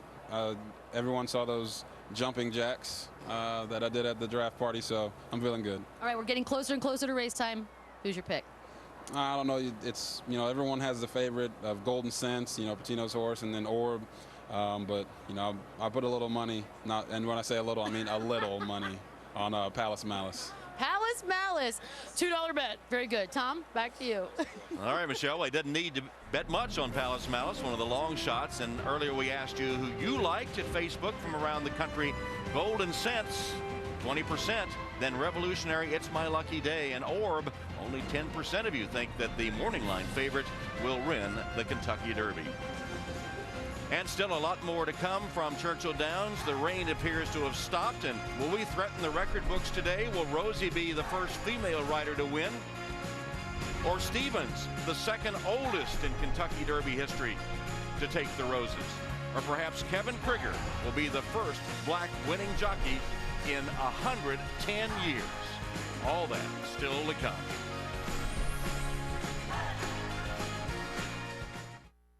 It's as simple as this. At BNY Mellon, our business is investments. Managing them, moving them, making them work. In this heroic pursuit. Faster, higher, stronger, and bigger. Way bigger. The 2014 Olympic Winter Games on the networks of NBC Universal. So it seems that we scarcely left London. Only a few months ago, less than a year from now, we'll be in Sochi for the Winter Games, February of 2014. More immediately on NBC, the 139th running of the Kentucky Derby. It has been 7 years since now 50-year-old Gary Stevens, there he is with Rosie Napravnik, giving him a hug in the portrait photo in the jocks room not that long ago. 7 years since he was in the saddle competitively, but he will ride Oxbow today, breaking from the #2 post in the Kentucky Derby. A few weeks ago in California, I talked with Stevens about his comeback. They're off in the Kentucky Derby. Here's the winner. It's Thunder Gold. Silver charm by a neck with Gary Stevens. You've been with us for several years now at NBC. What does Stevens, the analyst, say about Stevens, the jockey, as of today? Looks better than he did in 2005. He's picking races apart as they're happening, making split-second decisions, and he shouldn't be able to do this at age 50. I attribute that to not feeling the pain. You've had some horrific injuries. Arlington Million in 2003, aboard storming home, fractured ribs, punctured lung. You said yourself you thought you were going to die. And then you've had chronic knee problems, so it isn't as if you didn't have good reason to step aside. Thing is, with the knees, they say time heals all. I'm not healed by any means. I tell people that in this sport, we don't have a season. It's year-round. And I need to make it a sport where I take time off. In the HBO series Luck, you played Ronnie Jenkins, hard-drinking, hard-living ex-jockey. And you said pretty much you were playing yourself. How much have you had to change in order to get to where you are as we sit here today? I had to stop being Ronnie Jenkins. I used to rock and roll, man. I could run with the best of them, and at 50 years old, you can't. I didn't want to be a shadow of what Gary Stevens was. I wanted to be as good as Gary Stevens was when he was at his best. I'm good, thank you. I'm all dirty. I don't care so much. What's going on? How are you, man? I'm good. How are you? You look great. Look at you. I feel good. Feel good? Yep. Okay. I don't like it when somebody says I can't do something. I've been like that since I was a little kid. I think you get that experience factor, you get smart. He rides smart. Down the stretch they come. Lucas and Stevens winning colors by a head. 2 of your 3 Derby victories have been aboard D. Wayne Lucas horses. What is it about D. Wayne Lucas that motivates you? We all call him the coach. He's the coach that can give the motivational speech. I've walked out into the walking ring knowing that I'm not on the best horse. And by the time I leave that paddock, I think the only way that horse can get beat is if I screw it up. None of these riders riding in their first Derby have run in 20-horse fields, and they haven't had that experience of 160,000 people putting a little pressure on them. Gary won't get caught up in the moment. That's huge. And here he is, down from 135 to 114 to get into riding shape.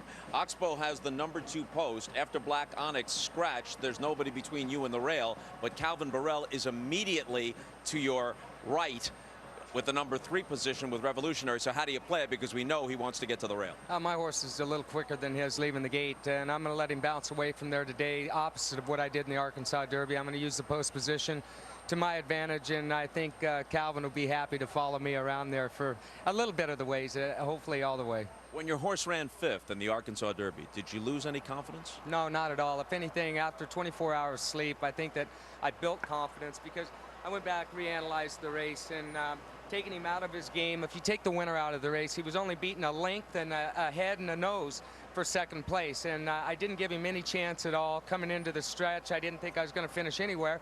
He almost got up to run 2nd. So if I let him do what he wants today, I've got a lot of faith in Wayne Lucas and Oxbow. 7 years away from competitive racing, now about an hour away from the Kentucky Derby. How do you feel? It's America's biggest race, to me the world's biggest race, and my adrenaline's starting to pump up right now a notch, and it doesn't feel like my first Kentucky Derby, but it feels good. Good luck, Gary. Thanks, Bob. All right, let's go back to Tom. All right, Bob, and Gary seems to be so happy these days that he is back riding again. And of course, when he gets all that slop thrown on him, maybe he's sitting back here again. But are you surprised he's been able to come back after 7 years at age 50 at such a high level? I was shocked. All I can say is I know I couldn't do it. I'm 5 years older than Gary, but the level that he has come back to after the knee problems and the 7 years off, it's amazing. He looks better to me than he did when he retired. It's a phenomenal story.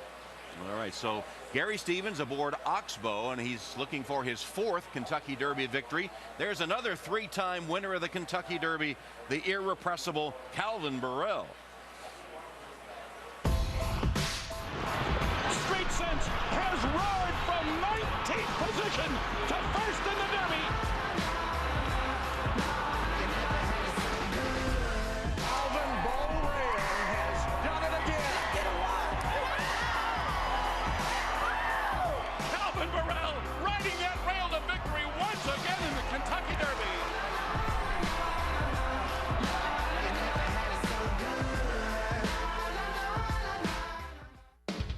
Not everyone can have the heart of a champion, but to even have a shot at glory, you've got to come prepared with the very best.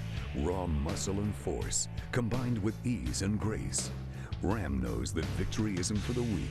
It's for those that stand above the rest, those that put their sweat and blood into perfection, and a best-in-class available 30,000-pound. The Players' Championship begins Thursday on Golf Channel and continues next Saturday at 1:30 on NBC. Tonight, there's an all-new Saturday Night Live. Rehearsals, as you see, are underway. Zach Galifianakis hosts for his 3rd time. That's coming your way tonight at 11:30 Eastern on NBC. Something new at the Derby this year as the celebrities arrived. They stopped at the Twitter mirror. So as the celebrities arrived, they made their choices here in the Derby, as you see the different selections throughout the day as the celebrities arrived earlier this afternoon.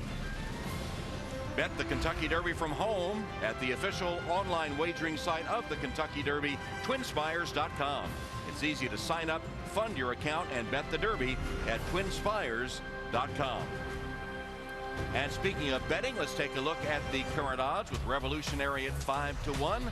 Normandy Invasion is 8-1. Golden Sense at 7. It's My Lucky Day has been picking up some support, now down to 8-1. And there's Golden Sense, the 7-1 shot, trained by Doug O'Neill. Last year, O'Neill called on an unheralded jockey to guide I'll Have Another to victory in the first 2 legs of the Triple Crown.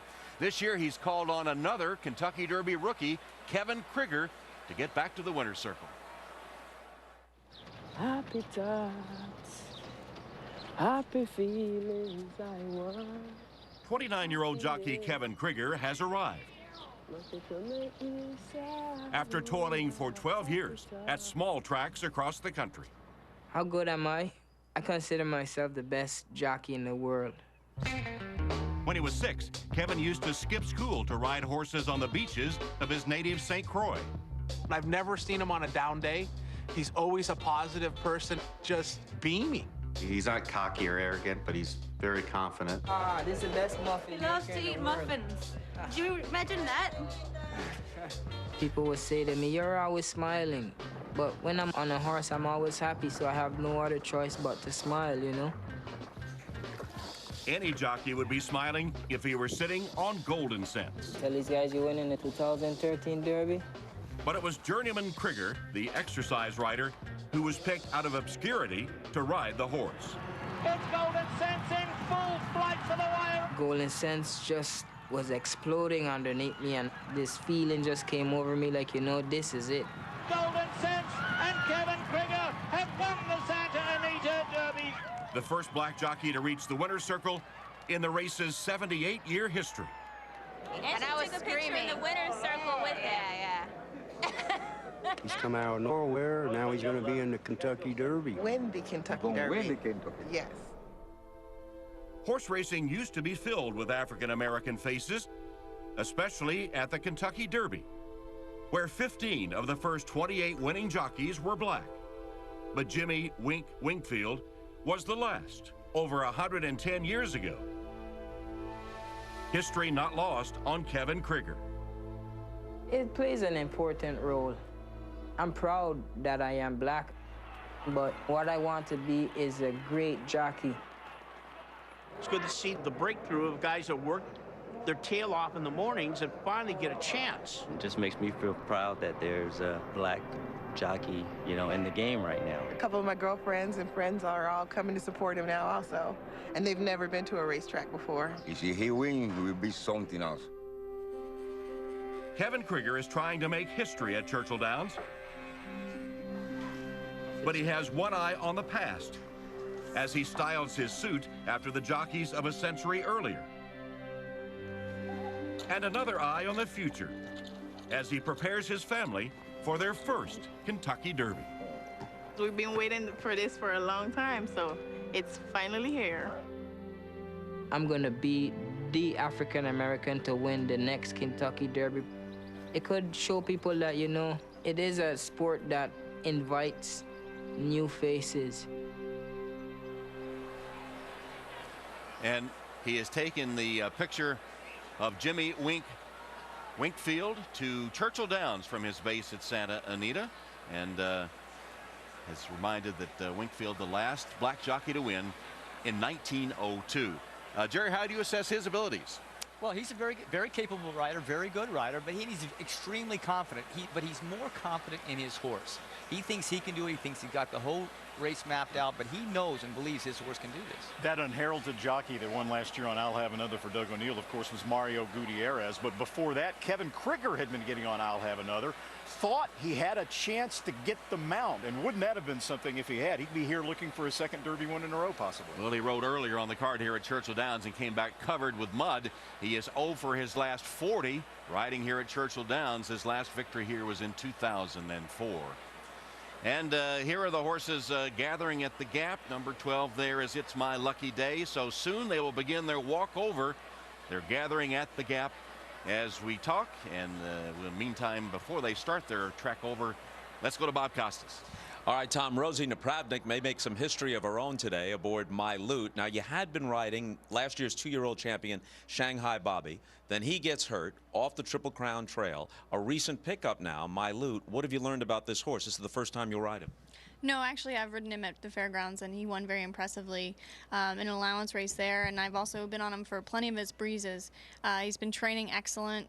His last race in the Louisiana Derby was very impressive, and he's just moving in the right direction. You've said that there are still some trainers and some owners who are uncomfortable with a female rider. To what extent is that attitude disappearing, even if it still remains? You know, I think, you know, in this generation of the female jockeys, you know, we don't have to go through nearly what the pioneering women had to go through. But like I said, now and again, you know, you'll run into a trainer or an owner that just would rather ride a male jockey. And whenever I've had someone tell me that they didn't want to ride me, 90% of the time I've ridden for them and won. You're the second leading rider this season in wins, so you bring in some momentum here. That's a good feeling, right? Yeah, we came off of a great year last year, and the Breeders' Cup to top it off, and this year's been, you know, really just a very positive year, and we've got a lot of momentum. In last year's Derby, Pants on Fire, actually a couple years ago, I guess it was, Pants on Fire, you ran 9th. What did you learn from that experience, and will it help you today? Yeah, you know, just what to expect, more so leading up to it. I mean, I guess you can only ride the race like any other race, you know, other than the fact that there's many more horses. But I got an excellent trip on Pants on Fire, so I'm only hoping to get such a good trip today. Thanks, Rosie. Good luck. Thank you. Okay. Well, there have been 138 previous winners of the Kentucky Derby. They all have a piece of history, but a few truly stand out, and certainly one won at Churchill Downs 40 years ago. In 1973, Secretariat blazed over this track in a time that 4 decades later still has gone unmatched. It's Secretariat moving away at the wire. It's going to be Secretariat. He wins it by 2 lengths. There have been 39 Derby winners since Secretariat, and none have truly challenged the Chestnut Colt's time of 1 minute 59 2/5. Secretariat just broke the old Kentucky Derby record. And only one, Monarchos in 2001, broke the 2-minute barrier. DiMaggio's 56, Wilt's 100, Some numbers do stand the test of time. But Secretariat's Derby is a different kind of record, the kind that logically shouldn't have lasted this long. Consider the 100-meter dash. In 1973, the record was just under 10 seconds. Since then, it's been broken 12 times, all the way to Usain Bolt's current mark of 9.58. Usain Bolt, world record! Roger Bannister famously broke 4 minutes in the mile in 1954. A new peak in the history of sport. The record has come down 18 times since then. Here he goes for his opening leap. For a very long time, Bob Beeman's epic leap under ideal conditions at the '68 Mexico City Olympics was thought to be untouchable. And yet, even Beeman's mark was eventually exceeded. The progression of these marks can be attributed, at least in part, to improvements in equipment and training methods. And then there's also the elephant in the room, performance-enhancing drugs, which were an undeniable factor in the rearranging of the all-time home run list. Horse racing certainly hasn't been immune to the impact of performance enhancers, but even with that, and whatever innovations in training and breeding have emerged over the past 4 decades, it still hasn't been enough. Because in the 40 years since an unforgettable horse turned in part 1 of a Triple Crown performance that captivated the nation, his enduring standard has never truly been approached. Today, another field races the 1.25 miles at Churchill Downs, with Secretariat once again invisibly setting a pace that might just be unmatchable. This isn't just a maple tree. It's a legend.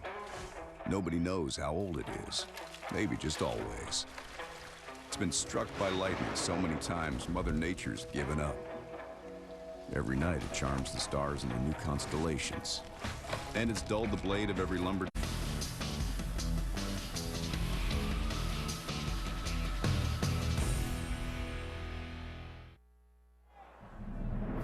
The 139th running of the Kentucky Derby, presented by Yum Brands, is brought to you by CenturyLink, Data Voice Cloud, Managed Services. By Longines, official timekeeper of the Longines Kentucky Oaks and Kentucky Derby. By Geico, 15 minutes could save you 15% on car insurance. And by Yum Brands, proud presenting sponsor of the 139th Kentucky Derby. Aerial views this weekend brought to you by the Despicablimp. Take your own photos of the blimp and share them online using hashtag Despicablimp. Then see them posted at despicablimp.com. Go see Despicable Me 2 in the theaters July 3rd. All right, let's look at the current odds for the Kentucky Derby. With the favorite, as he has been all day, Revolutionary, 10-1 on the morning line, now 5-1 on the current odds. In fact, that's scramble them a bit to show you the favorites at the top and the long shots on the bottom. And there's Revolutionary at 5-1, Orb and Golden Sense each at 7-1. Remember, Orb had been the morning line favorites. It's My Lucky Day, Normandy Invasion at 8-1. Verrazano, the unbeaten horse who many thought would be the favorite up until this past week or so, is at 9-1. My Loot and Rosie, 13-1. Over Analyze, Mike Rapolione's 14-1. Palace Malice at 22. And we all go down to the long shots. Charming Kitten at 30-1. And the biggest long shot in the field is Falling Sky at 36-1. What has become one of the greatest spectacles in the world of sports. It used to be just a workmanlike event as the horses and their connections made the way over to the paddock. But now here they leave the backstretch, that's barn area, and with the Twin Spires in their sights, they walk along the rail, interacting with this huge crowd. And with the rain stop, they've come down to crowd the rails now. And this is such a moment of anticipation and a moment of hope. Each one of these hopes that they'll be hoisting the Derby trophy before the day is done. There's Todd Pletcher. He has 5 chances at it. Let's go to Bob Newmeyer. With Orb's trainer, Shug McGahee, Kentucky guy, never won the Derby. Is there an emotional piece to all this for you, Shug? Well, I think so. You know, it's void in my career, and it's America's premier race, and it's a race I most want to win. I grew up with the Kentucky Derby, and, you know, we're just thankful for the opportunity. Have you been surprised by the groundswell of support from clockers and other trainers for Orb's chances today? Probably a little bit, you know, especially, you know, some of the other trainers, but they're friends of mine too, you know, and a lot of times we don't compliment each other too much, but, you know, it's been fun. We've had a great 10 days and 2 weeks over here, and we're looking forward to today. Best of luck. Thank you, Bob. This is Kenny Rice. All right, thanks, Bob. I'm with Eddie Pleasler, the trainer of It's My Lucky Day. You were here only one other time in 1999 with a filly. Is it a different walk today, Eddie? It is. Had a couple concerns with her post position, and it was a filly going against the boys. Today you come in here with a horse who has won on a sloppy track, and it is right now. What does that mean? You know, it just enhances our chances. I'm really looking forward to this race. I think we have an excellent chance, and I'll be glad when this race is over. And John Service, your brother-in-law, won this race with Smarty Jones. Has he offered any advice? He says, don't look back. Just win. All right, and as far as today, how does this race shape up with the sloppy track, with the competition, and the 12 post? The 12 post will probably help him. It'll give him a stalking position. There's some speed on the inside, some speed on the outside. I think it's a jockey's race, and I think we're looking forward to a big race. All right, good luck today. Eddie Pleasler, his second Kentucky Derby, coming in here with It's My Lucky Day. Let's go to Mike Battaglia. All right, Kenny, with Wayne Lucas here in the paddock, and Wayne saddled your first Derby starter in 1981. You've won this race 4 times, second only to Ben Jones. Is the thrill still there? Oh, yeah, the passion's there. You can't get in this atmosphere and get complacent about it. I think I'm even more into it and more passionate about it now than I was, you know, in 1988 with Winning Colors. Well, you've got 2 horses in here, Oxbow and Will Take Charge. You're riding the 2 oldest jockeys in the race. What was your reasoning there? Well, experience is so paramount, and it's so important that you know, in this race, when they play that old Kentucky home, that they don't fall apart out there if it's their first one. And I always say, in the land of the blind, the one-eyed man is king. So I'm going to depend on Gary and John to make those decisions that are going to be paramount in getting the job done. Quickly, who's better in the mud? Which one? I think Oxbow is a little bit better in the mud. The other horse is 17 hands and long striding, but the Unbridled Songs are supposed to love the mud, so we'll see what happens. Thanks, Wayne. Let's go to Lafitte Pincott. Doug O'Neill, another Kentucky Derby, and here with another Santa Anita Derby winner. You won last year with I'll Have Another. Are you as optimistic this time around with Golden Sense? I'm pumped, but real quick, Lafitte, I got to say hi to a couple people. I got so many people I got to say hi to, but my beautiful mom, Dixie, and Paul and Zilla Redham for what happened last year and what they continue to do for us, and we're pumped and we are optimistic. Your jockey is confident, Kevin Krieger. Real confident. Any concerns about him being too confident before the race of his life? I don't think so. I think, you know, a field goal kicker at the end of the game or a guy shooting a free throw at the end of the game, you want a guy with confidence, and, you know, we keep talking about don't be cocky, don't be arrogant, but you got to have confidence, and it's Kevin's got so much chemistry with this horse, and I love it.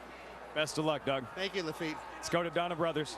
Well, some veteran Derby trainers before us. I'm walking over with Chad Brown, who has Normandy Invasion, a debut Derby trainer. Chad, you've been very successful in your young career, just training for a few years now, but this is your first Derby. What's it like to walk over under the Twin Spires? Unbelievable experience. I think we have a good horse here, excited, and hopefully first try we'll get it done. Is this experience everything that you've kind of imagined it might be? It has been. It's been great here. Just hoping I can get it done here.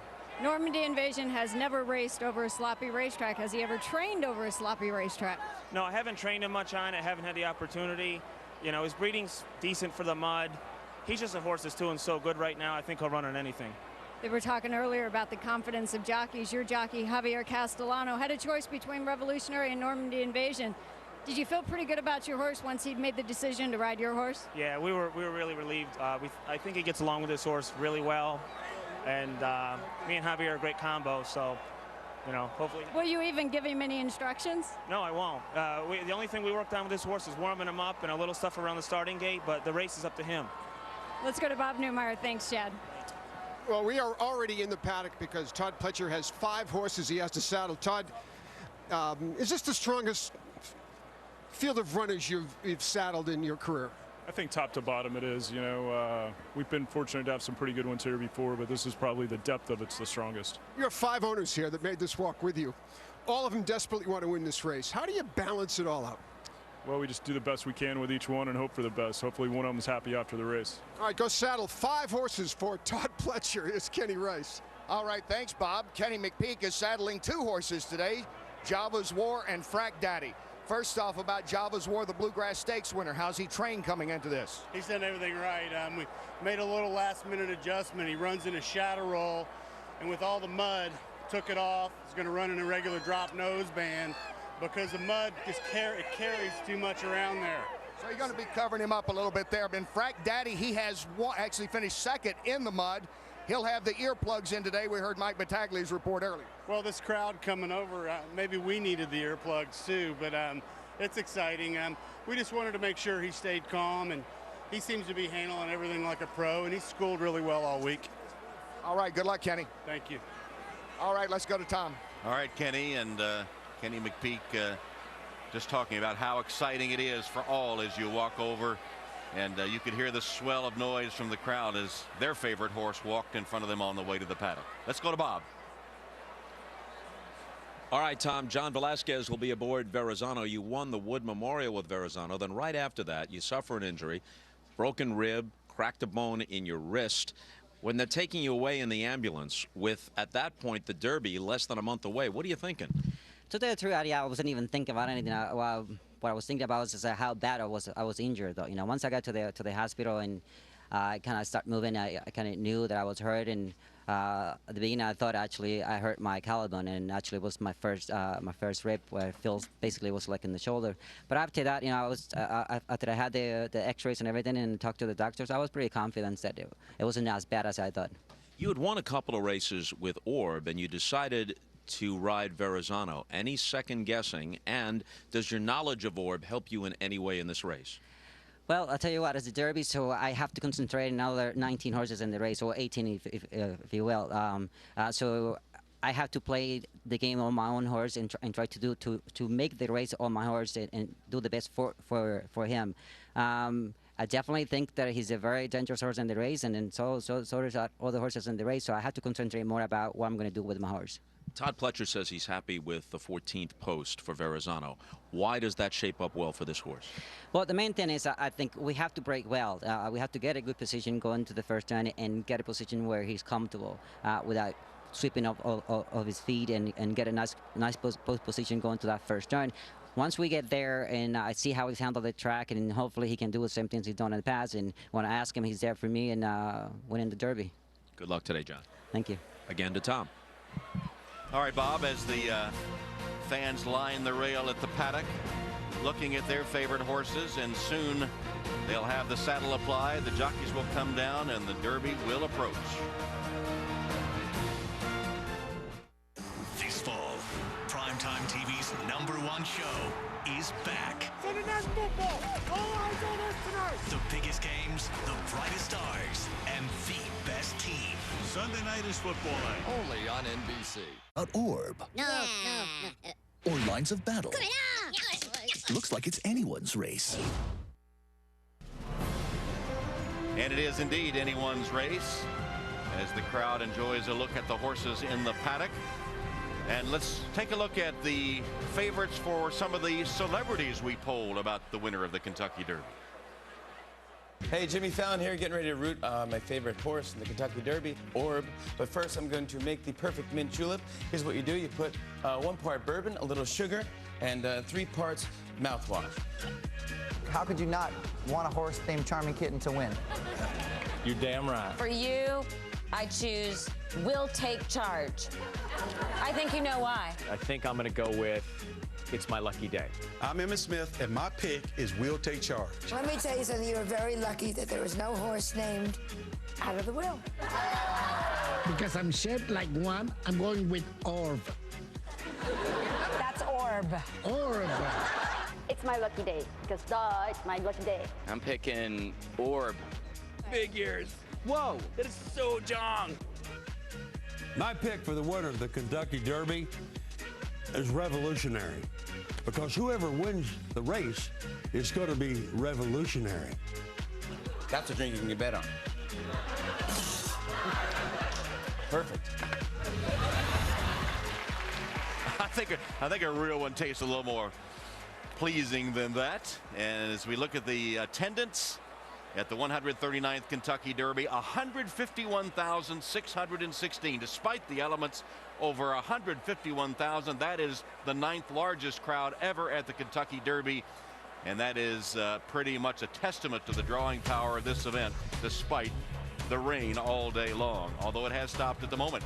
As we see the odds, Revolutionary is still the favorite. Orb and Golden Sense still at 7. It's My Lucky Day and Normandy Invasion at 8. Verrazano is 9. The rest are double digits. As we go down to our handicappers with a little assist from Michelle. And she's a Kentucky Derby rookie. Yeah. Next year, you're doing the walkover with us, whether you like it or not. As long as it's sunny and 75, I'm in. It's not the way it works around here. I know, I'm learning that. All right, who do you like? Well, you know, despite sharing a moment just now with Lines of Battle, he has a bit of a crazy eye. I know he's a 32-1 favorite, not really. I'm going to go It's My Lucky Day. I've watched the odds change on it. From everyone I've talked to, he performs well in these wet, sloppy conditions, and I've had to learn something while I've been here, right? So I'm going to go It's My Lucky Day. He has been bet down. He's now 8-1, so he's a hot horse right now, no doubt. And I like Orb. The slop, it's a question mark with Orb, I think, but I'm really surprised he's not the favorite. He's up there at 7-1. I think that's a good price on Orb. He's done everything. Very scared of Revolutionary on this sloppy track. We saw Donna's report how good the rail was on the inside, and you know Calvin's going to be right there. Really scares me, but I'm sticking to my guns and going for Orb. And I have sleepless nights when I think about making your pick my selection, Mike Battaglia. I know. But I'm doing it this time. For one reason. Green. Come on. Orb beat your horse in the Florida Derby, who was the fastest 3-year-old this year. It's My Lucky Day. For that reason only, Orb is my selection for this year's Kentucky Don't believe in Derby. revenge, huh, Newey? Here's Tom. All right, so Bob and Mike take Orb, and It's My Lucky Day for Michelle. You know, Orb was schooling in the paddock, as they say, where they get him familiar with the surroundings earlier this week, and he didn't like it much. He kicked the wall of his stall, but as we looked at him a couple of times in the paddock now, seems to be behaving pretty well as Shug McGahee puts the saddle on Orb. So 2 of our handicappers pick Orb. How do you think the race will play out today? We have a simulation. Should we let the jockey go first? Oh, sure. Yeah, we actually kind of agree on this. Amazingly. But as they break from the gate and they head into the first turn, I think it's just a given that Golden Sense on the inside and Falling Sky will probably set the pace with Johnny Velasquez on the outside and Verrazano stalking as they go into the first And look, turn. they're running on mud. Is this graphic excellence or what? You got Orb in mid-pack. We actually sent a tape of this to the jockeys room. We'll see if they and the horses cooperate. Revolutionary Normandy Invasion back in the back. And Calvin is right way next back to the rail where he's supposed to be. I saw him pull a goggle down there. And as they go down the backside, they probably won't change a whole lot into the far turn. Golden Sense will probably have taken over the lead. Falling Sky goes back. Verrazano picks him up a little bit. Overanalyze comes in, and It's My Lucky Day's in a perfect spot on the fence. Watch the horse in the white silks, Orb. He is moving like a tremendous machine at this point. Now, you know, homage to Dave Johnson. And down the stretch they come. As they straighten up, it's Golden Sense and Verrazano head and head. But Golden Sense, I think, is starting to weaken from the early pressure. Orb on the outside is coming, and who's that on the rail? That would be Calvin. It's My Lucky Day. Oh, that would be It's My Lucky Day. Calvin's behind it. It's My Lucky Day poking his head in front, but Calvin is coming on, and Orb on the outside. I think Orb ekes it out, starts stretching it out as they approach the wire. This is a game of odds. The odds are huge that Jerry and I would have exactly the same exacta, but we do. Orb, and It's My Lucky Day. I'll give you a sure thing. Orb silks will not be that white, but because even if he comes out in front, because he runs the back of the pack, as our guys worked the late Chick Anderson and Dave Johnson's calls into their simulation. And from what we can tell so far, everyone seems to be pretty well behaved. Vijay acted up a little bit as he went into the paddock. That's correct. He's got a history of maybe being a little misbehaving. He was a little touchy walking in the tunnel. Orb was a little touchy, but everybody seems at this point, once the saddle's on, to be settled right down. And how about the odds on Verrazano? For people who follow the NFL and the draft, he's like the Geno Smith of the Derby field. He would have been the cinch favorite 3 weeks ago. Mike Battaglia agonized when he dropped him to the 2nd spot on the morning line, and now he's the 6th betting favorite right now. He's undefeated, and yet he is plummeting in support. Verrazano at 9-1 as Todd Pletcher with his own personal ballet, the saddling 5 horses in the paddock, one of them being Verrazano. How do you say yum in China? KFC and Pizza Hut. We think China is the best restaurant growth opportunity of the 21st century, and KFC and Pizza Hut are leading the way. KFC. Eat more efficiently with no ductwork. See how at MitsubishiComfort.com. The 139th running of the Kentucky Derby, presented by Yum Brands, is brought to you by Ram, the official truck of the Kentucky Derby. Guts, glory, Ram. By Scottrade. See for yourself why investors are saying I'm with Scottrade. By Stella Artois. She is a thing of beauty.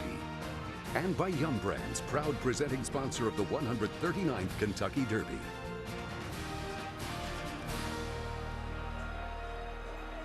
Well, the jockeys, there's Mike Smith coming out now. They used to just come right down and go to the paddock, but it's kind of a new route for them here as they've done some remodeling at Churchill Downs, and they'll be going out among the fans.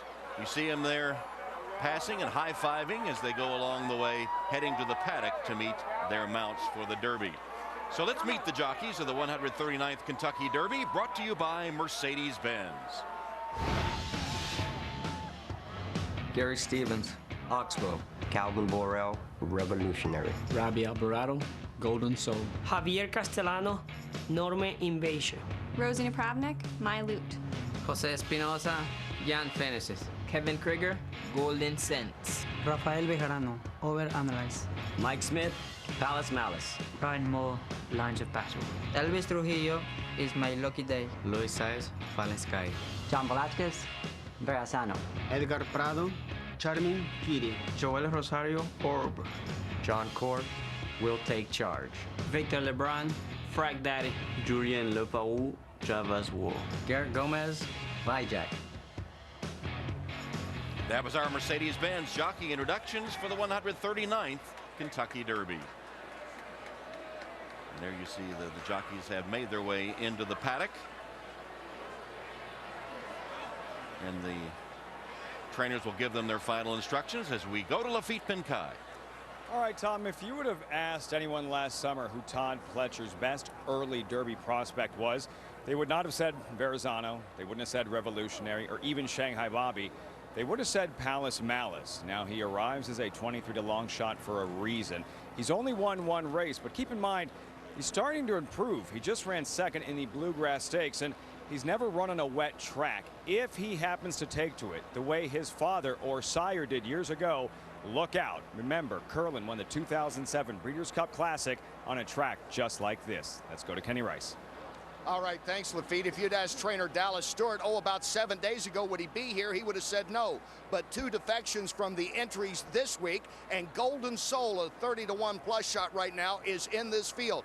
Dallas Stewart did say this: he's pulled the biggest upset in Kentucky Oaks history, so as he's told me, why not try the Derby once again? And Falling Sky for trainer John Terranova. 3 weeks ago, it wasn't certain that he would be here. He was pointed to the Bluegrass Stakes, but they decided not to run him on a synthetic track. They took him instead to Arkansas to see how he would do one more time in the dirt. He finished 4th. That was good enough to bring him a ticket here to Louisville today. Both of them long shots. Let's go to Mike Battaglia.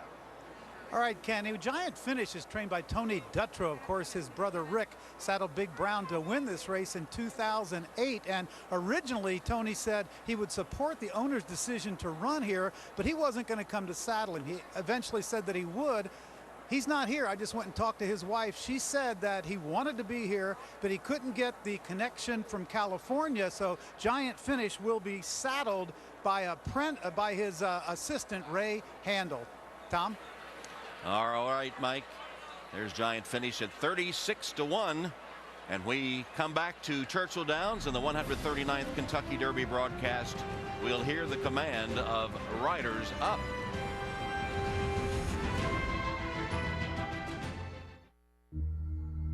We gave the new E-Class some of the most advanced driver systems ever.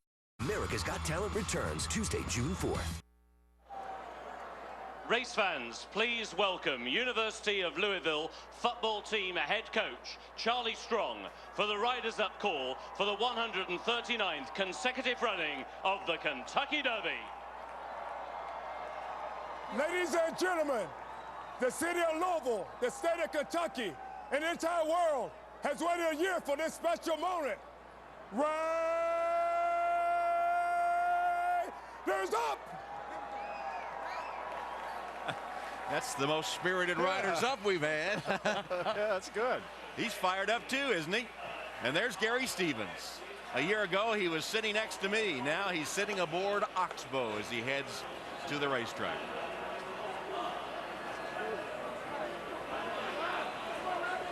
So far, it's been a picture of serenity in the paddock.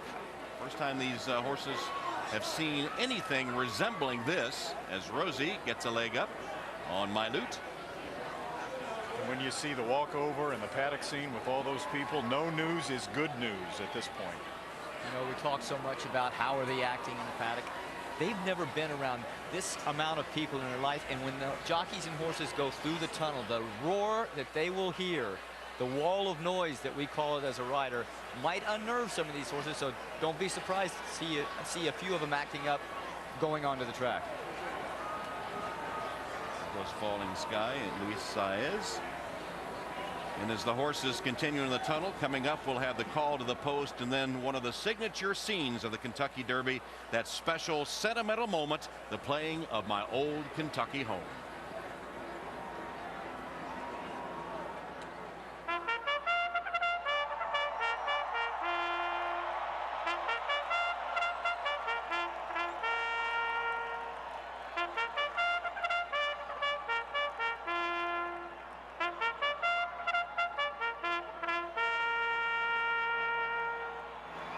Ladies and gentlemen, the management, staff and horsemen of Churchill Downs proudly present the 139th running of the Kentucky Derby, presented by Yum Brands. Please rise as the University of Louisville Marching Band plays My Old Kentucky Home.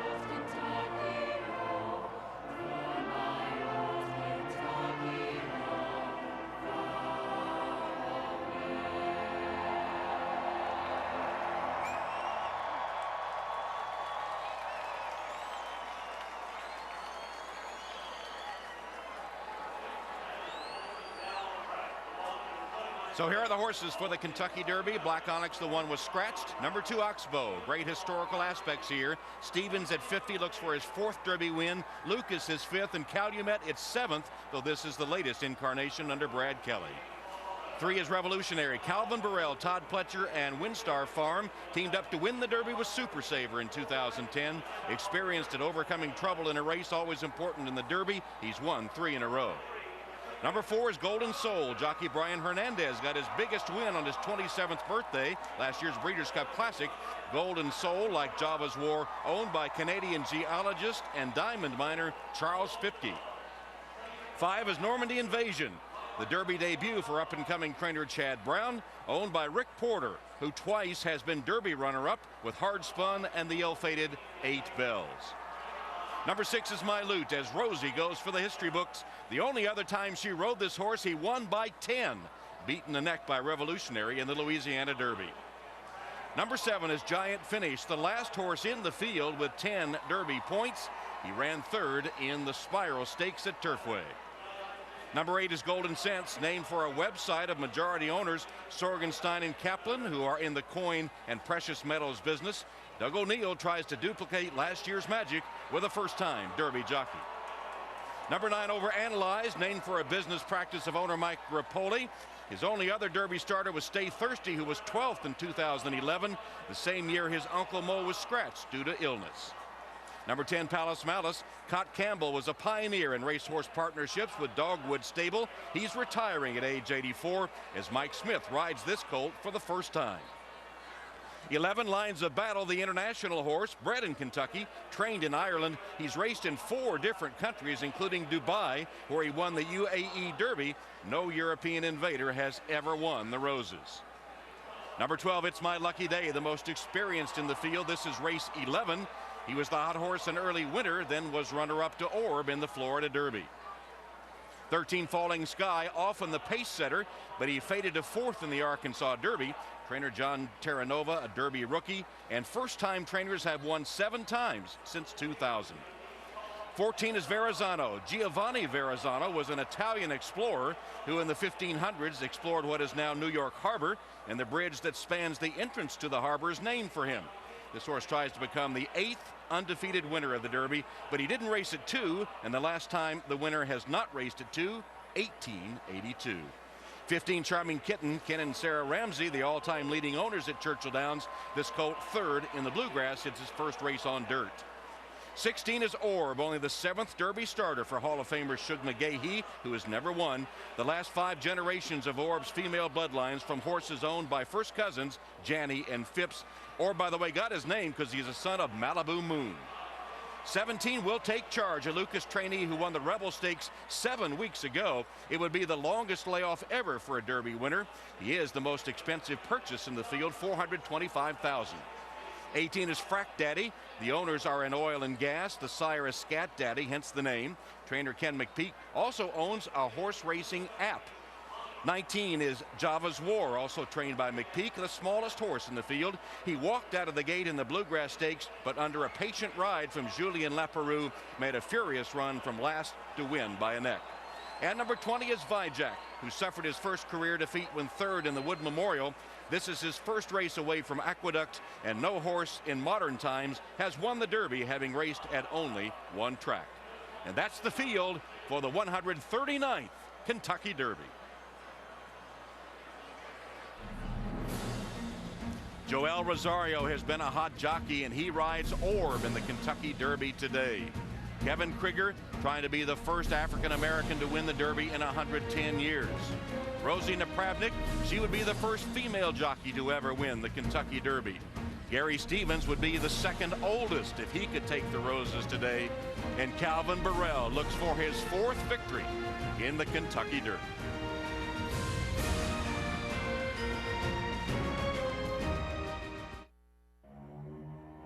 Somewhere nearby, something amazing is happening.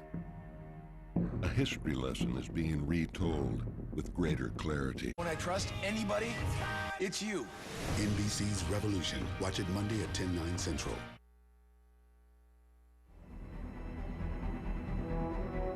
At Churchill Downs, everything's been building towards one race.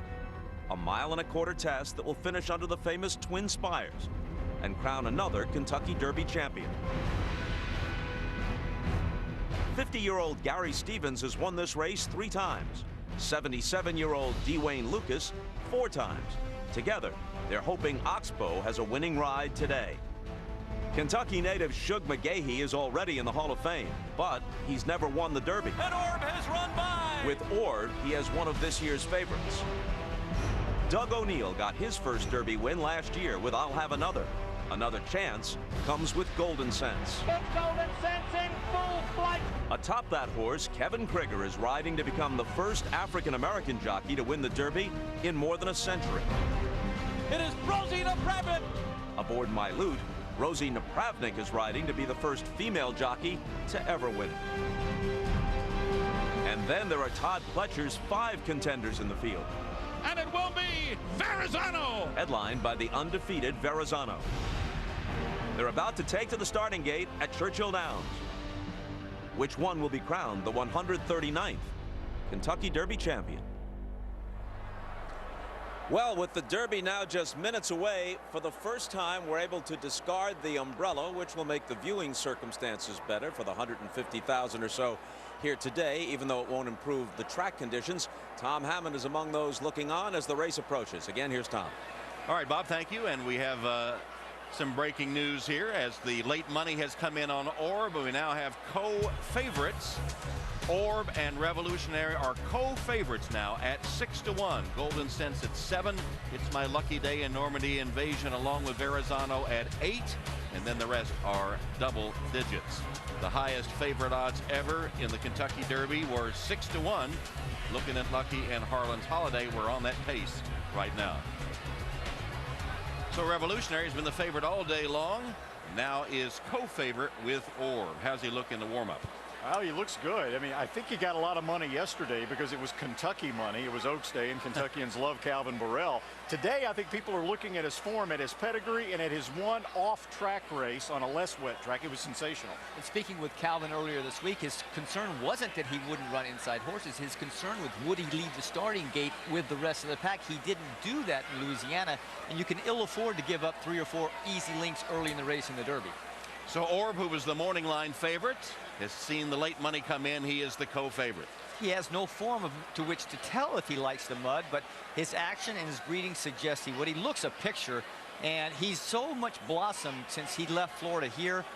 He's the best looking horse I've seen all week. Every race he's been running has been getting better and better and better, and he's looked here in Kentucky like he's got more improvement left in him. And again, he's a mid-pack kind of horse, so they'll try to steer him out of all that muddy kickback as much as they can. And the unbeaten horse, Verrazano. Well, he's got great tactical speed. His break from the starting gate might be better than any horse in the field if he performs the way he has been performing. He's extremely quick with that first jump, and that's going to give John Velasquez some tactical advantages as to where he wants to be. He will lose some ground, but he will keep him in the clear, and he'll avoid the holes that open and close so quickly. Horses that have to navigate through this field like Normandy Invasion and Revolutionary. The difference between the Derby and other races is the Derby has so many layers of holes that somebody has to get through if they come from behind. And if they don't have quick acceleration by their horse, the hole closes before they can get there. And Golden Sense. Well, Golden Sense and Kevin Krieger, I mean, what a story. Doug O'Neill, Kevin Krieger, Rick Pitino, and this is a horse with a lot of early speed. They tried to harness it at the Santa Anita Derby and sit him just off the pace. He was still very aggressive. Because of the post position draw inside the other speed, I think he's going to the lead. I agree with that.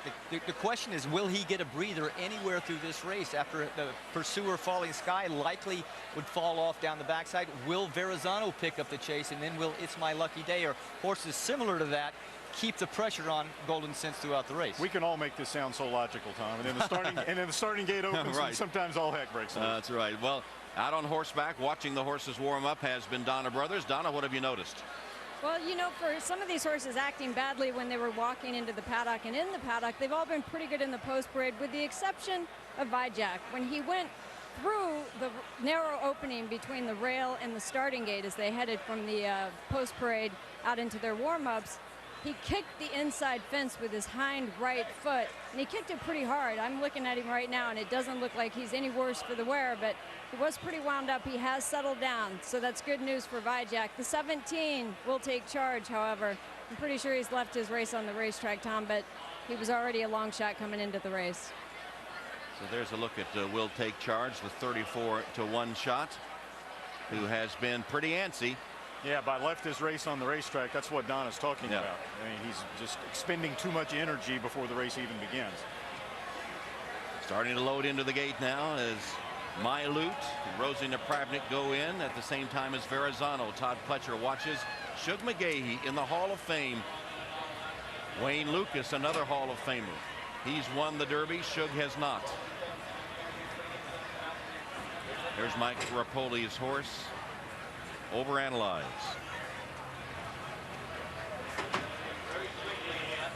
And Orb in the Janney colors. The Dogwood Stable colors aboard Mike Smith and Palace Malice. Will take charge. The oldest jockey in the race, John Court, 52 years old, aboard.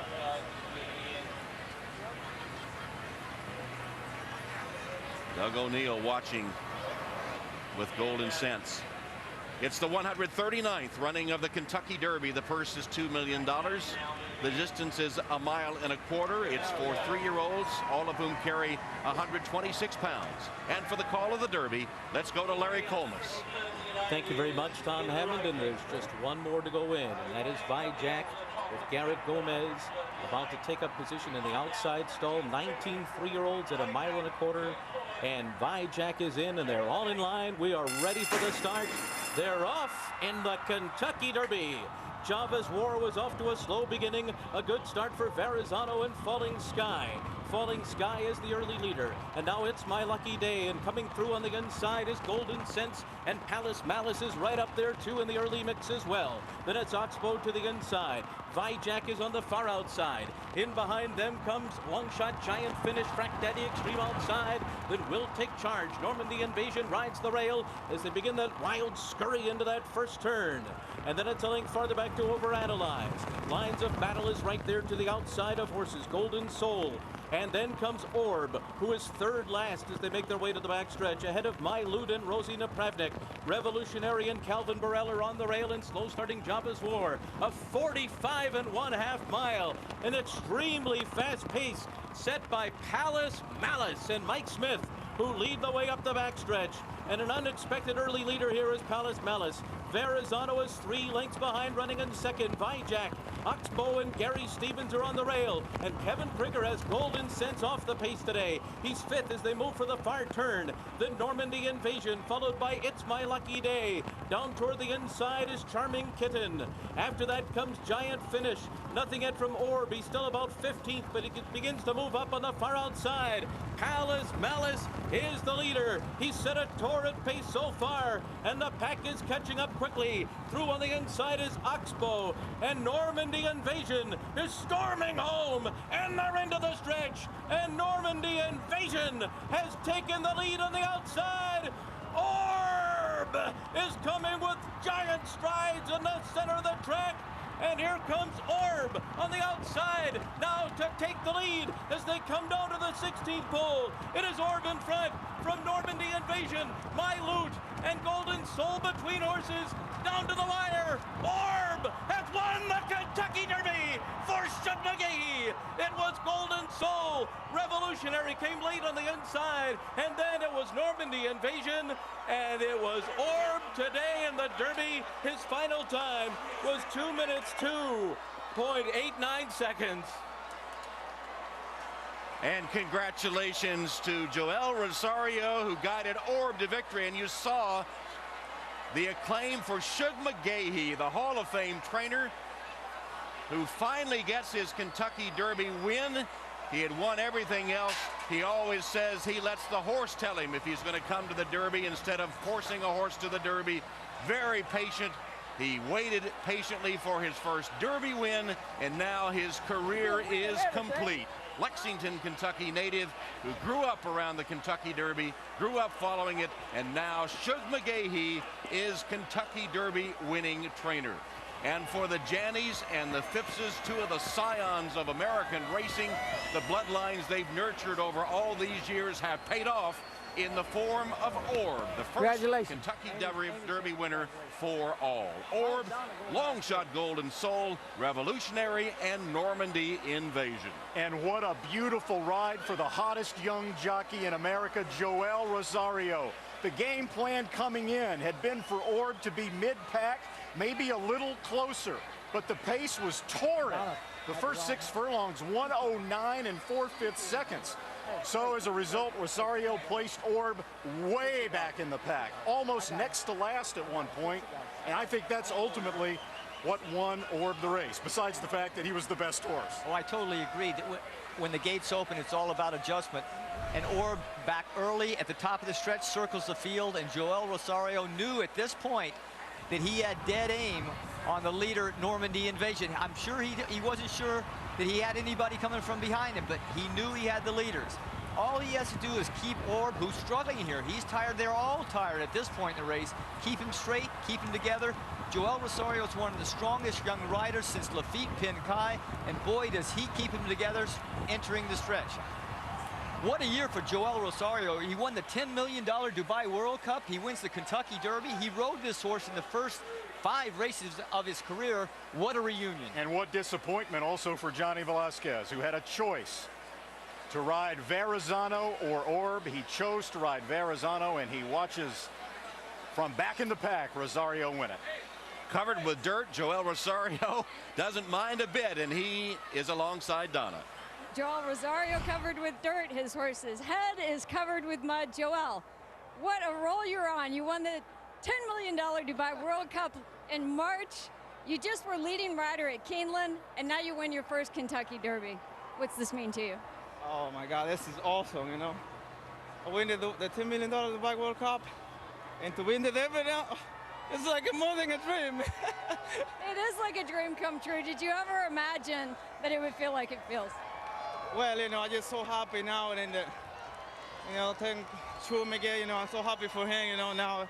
Giving Shug his first Derby win too.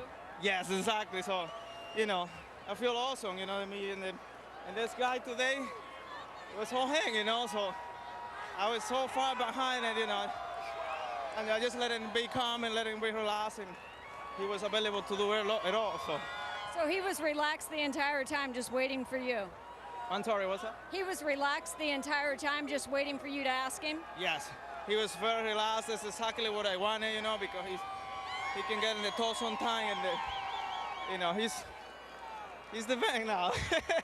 Did you have a perfect trip? Did you ever run into any trouble? Perfect trip. I was standing outside.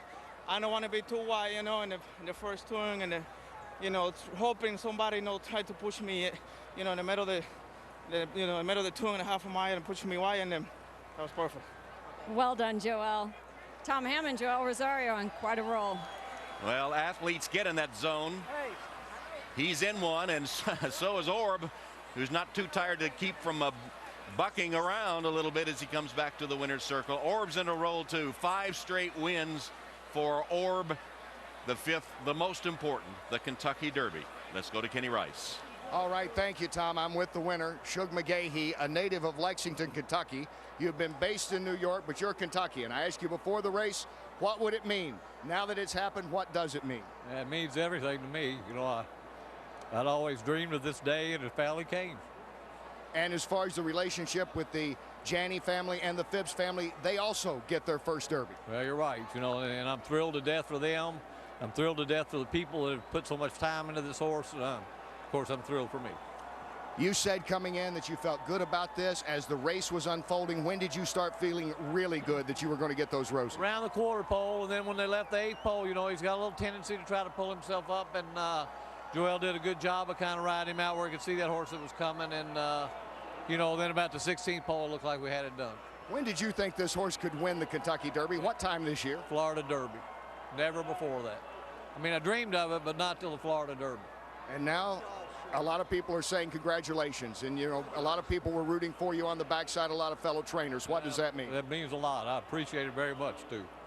Congratulations. Thank you, Ken. Shug McGahee, Hall of Fame trainer, Tom, and as you know, he's been waiting a long time to smell those roses. And fighting back tears as he spoke to you, Kenny. An indication of how much it means to him and to the Phipps and Janneys, as we said, have been such great names in American thoroughbred racing. And to the Claiborne farm, over 100 years old, where the Janneys and the Phipps keep their bloodstock and have for generations.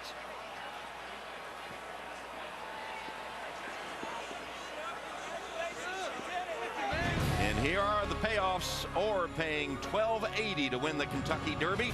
Golden Soul, the long shot, paid $38 to place. Revolutionary was third. The $2 exacta paid $981. The dollar trifecta was worth $3,400, and the dollar superfecta $28,500. As Normandy Invasion completing the list there. Orb is the champion of the 139th Kentucky Derby. Joel Rosario, Shug McGahee, Stuart Janney, Denny Phipps. Congratulations all around for the old school approach to thoroughbred racing.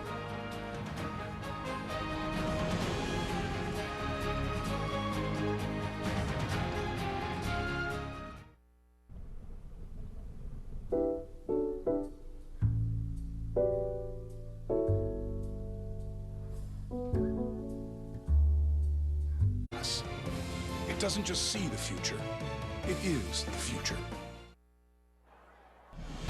Special thanks to the Minions flying the Despicablimp. Their live coverage gives everyone access to the best views of today's race. Follow Despicablimp online at despicablimp.com and go to see Despicable Me 2 in theaters July 3rd. Joel Rosario and Orb heading to the winner's circle after winning the Kentucky Derby. Shug McGahee helping to lead him in, and here come the garland of roses across the withers of the Kentucky Derby winner, Orb.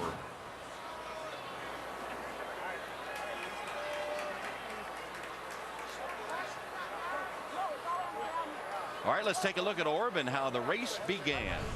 Well, as they break from the gate, Orb settles unusually further back than at least I thought he would. But the biggest reason that he is so far back early, he was 15th in this pack, is because these horses were on their way to the 4th fastest first half and first 3 quarters in Derby history. So Joel Rosario, since the fast pace, put Orb back where he wasn't getting bumped around and where he could save some horse, as these front runners were surely to come back through the latter stages of the race.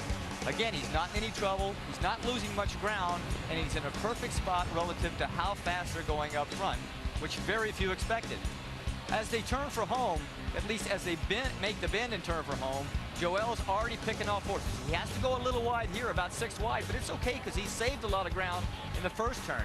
Now they straighten up, and he takes dead aim on these horses in the middle of the stretch. Palace Malice is up there, Oxbow's on the front rail, but Joel Rosario on Orb has calculated his move perfectly, has saved quite enough horse for a long stretch drive. What a decision-making process for him. And if you look back from behind, Golden Soul and Revolutionary both had rail running trips all the way around. Orb was about 6 horses wide all the way around the second turn. Much the best of those.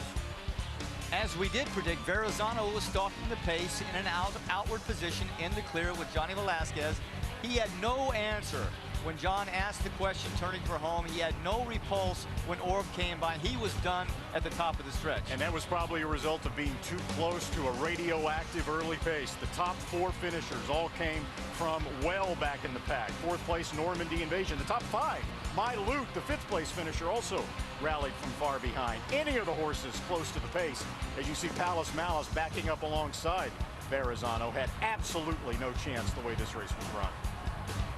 Golden Sense was in a position he had never been in before, having been outrun so much by Palace Malice early in the race. Kevin Krieger imploring him to run as he hit the top of the stretch, but he was finished far before this.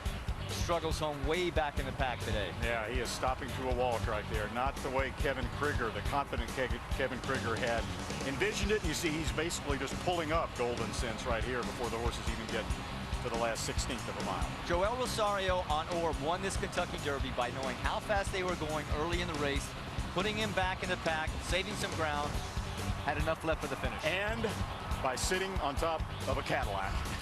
and Orb, the question of whether he could handle a sloppy track, answered in resounding fashion. Orb is a Malibu Moon colt out of Lady Liberty by Unbridled, bred by the owners, Janney and Phipps. Here's your complete order of finish. Orb, Golden Soul, Revolutionary, and Normandy Invasion make up the superfecta. Then My Loot, Oxbow, so Rosie and Gary Stevens finishing right one behind the other. Then lines of battle will take charge. Charming Kitten. Giant finish in the middle of the pack. Overanalyze. Palace Malice, the early pace setter. Java's War, who broke so poorly as is his custom. Verrazano, who faded as you've documented. It's My Lucky Day, who got a lot of late money and money during the middle of the day, didn't do anything at all. Then Frack Daddy, Golden Sense, Vijack, Falling Sky were the complete order of finish. Falling Sky finishing last. And of Todd Pletcher's celebrated quintet, he gets a third place finish with Revolutionary. There he is, the hero of the moment, Orb, piloted by Joel Rosario, resounding winners of the 139th running of the Kentucky Derby.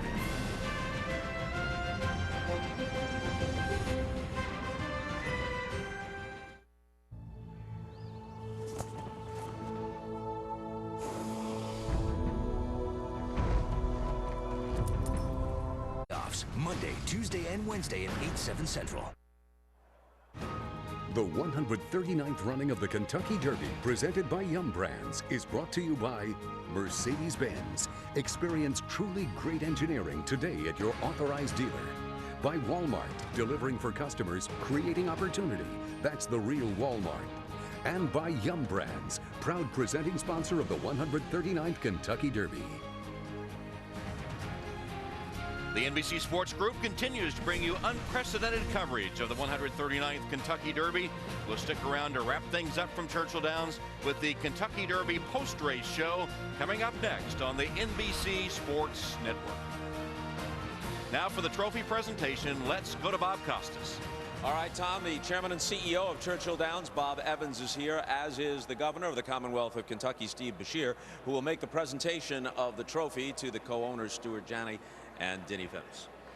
Bob, there's a lot of great horse races in the world, but the Kentucky Derby is absolutely the greatest right here in the horse capital, the Commonwealth of Kentucky. And we got a great trainer in Shug McGahee, and we got great owners in Stuart and Denny, but we got a great jockey, most of all a great horse, Orb.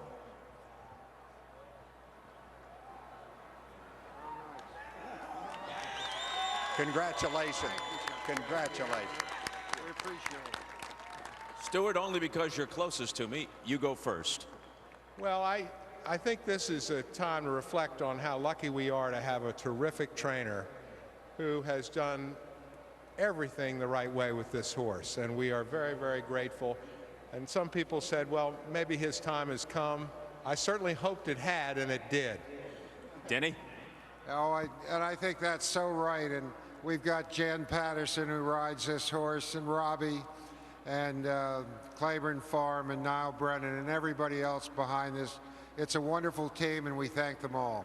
Congratulations to you both. Standing by now with trainer and jockey, here's Lafitte. All right, Bob, here with Joel Rosario. Joel, you opted not to ride Orb in the Fountain of Youth Stakes. That could have been disastrous. This is your first time you've ridden him since. How much has he improved?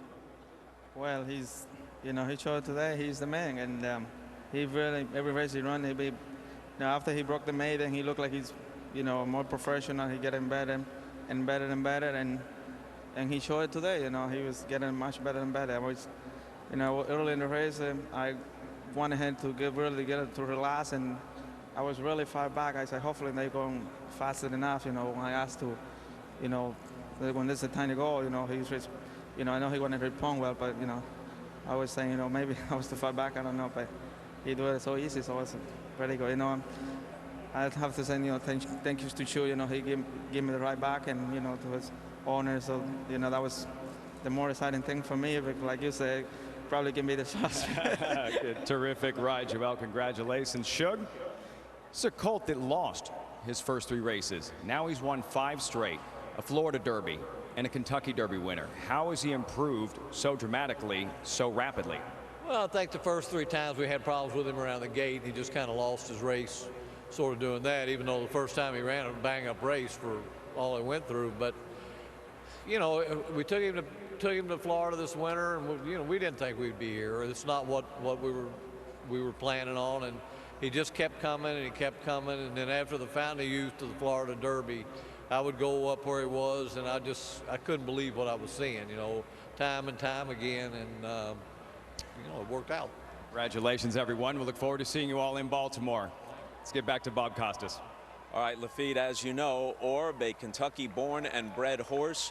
Shug McGaughey, a Kentuckian through and through, already in the Hall of Fame, had a few shots at it before, finally achieved his lifelong goal of winning the Kentucky Derby. So on this first Saturday in May 2013, the familiar refrain and the sentiments behind it of my old Kentucky home ring more true, perhaps, than usual. Tom? That's true, Bob. Weep no more, my lady. Shug McGaughey has his Kentucky Derby winner, and no one more deserving. And this horse has really gotten good right now. 5 in a row, and I thought it was so impressive, his victory today. Joel Rosario said it. I mean, every race the horse runs, he's getting more and more and more professional. Earlier in his career, he had a bad habit of breaking slowly from the starting gate, but Shug McGaughey got him over that with training lessons and just with mental maturity, and now he's shown today he's really put it all together. And I think looking forward, he has the tactical speed to be effective in a race like the Preakness, if we dare think that far, and he certainly has the stamina he showed today coming from so far back to be effective at 1.5 miles. So there's a lot of blue sky for this horse. I'll dare to think that far. I mean, 2:02.89 the final time for 1.25 miles. Over this stuff on this day, a track that was getting slower and slower and slower as the day went on. I think it's going to be a solid time. And has Joel Rosario now entered the elite among the jockey colony? Oh, I think so. He's been respected by his peers, at least. And I think his performance in the World Cup, the performance in the Derby in the same year is amazing. He's so cool. He's wise beyond his years. I mean, he's quiet, but he's smart. And boy, it sure helps to be sitting on the back of an elite horse. It does indeed, doesn't it? So Orb is the winner of the Kentucky Derby. Don't forget, the NBC Sports Group's coverage of the Kentucky Derby continues. The Kentucky Derby post-race show next on the NBC Sports Network. Tonight, starting at 8/7 Central, it's an all-new Smash, followed by The Voice. Later at 11:30, 10:30 Central, an all-new Saturday Night Live with host Zach Galifianakis and musical guest of Monsters and Men. Well, on a rainy day at Churchill Downs, what a day it was in the 139th Kentucky Derby. Orb is coming with giant strides in the center of the track. It is Orb in front, down to the wire. Orb has won the Kentucky Derby for Shug McGaughey. So now Orb and Joel Rosario and Shug McGaughey set their sights on Baltimore and the second leg of the Triple Crown, the 138th Preakness Stakes at the Pimlico Racecourse 2 weeks from today on NBC. And if they can find victory there, they'll go on to New York for the Belmont Stakes in hope of making history and becoming the first in 35 years to win that elusive Triple Crown. So for our entire NBC Sports team, this is Tom Hammond saying so long for now. We'll see you in 2 weeks in Baltimore for the Preakness. NBC Sports Championship season. 7 French championships. Roger Wiggins, the winner of the Tour de France.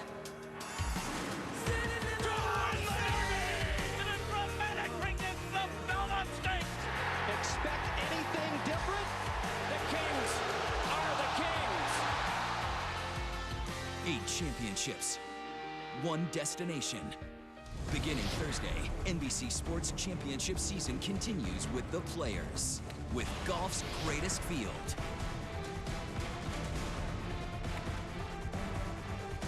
Golf's greatest gauntlet. And golf's greatest champions.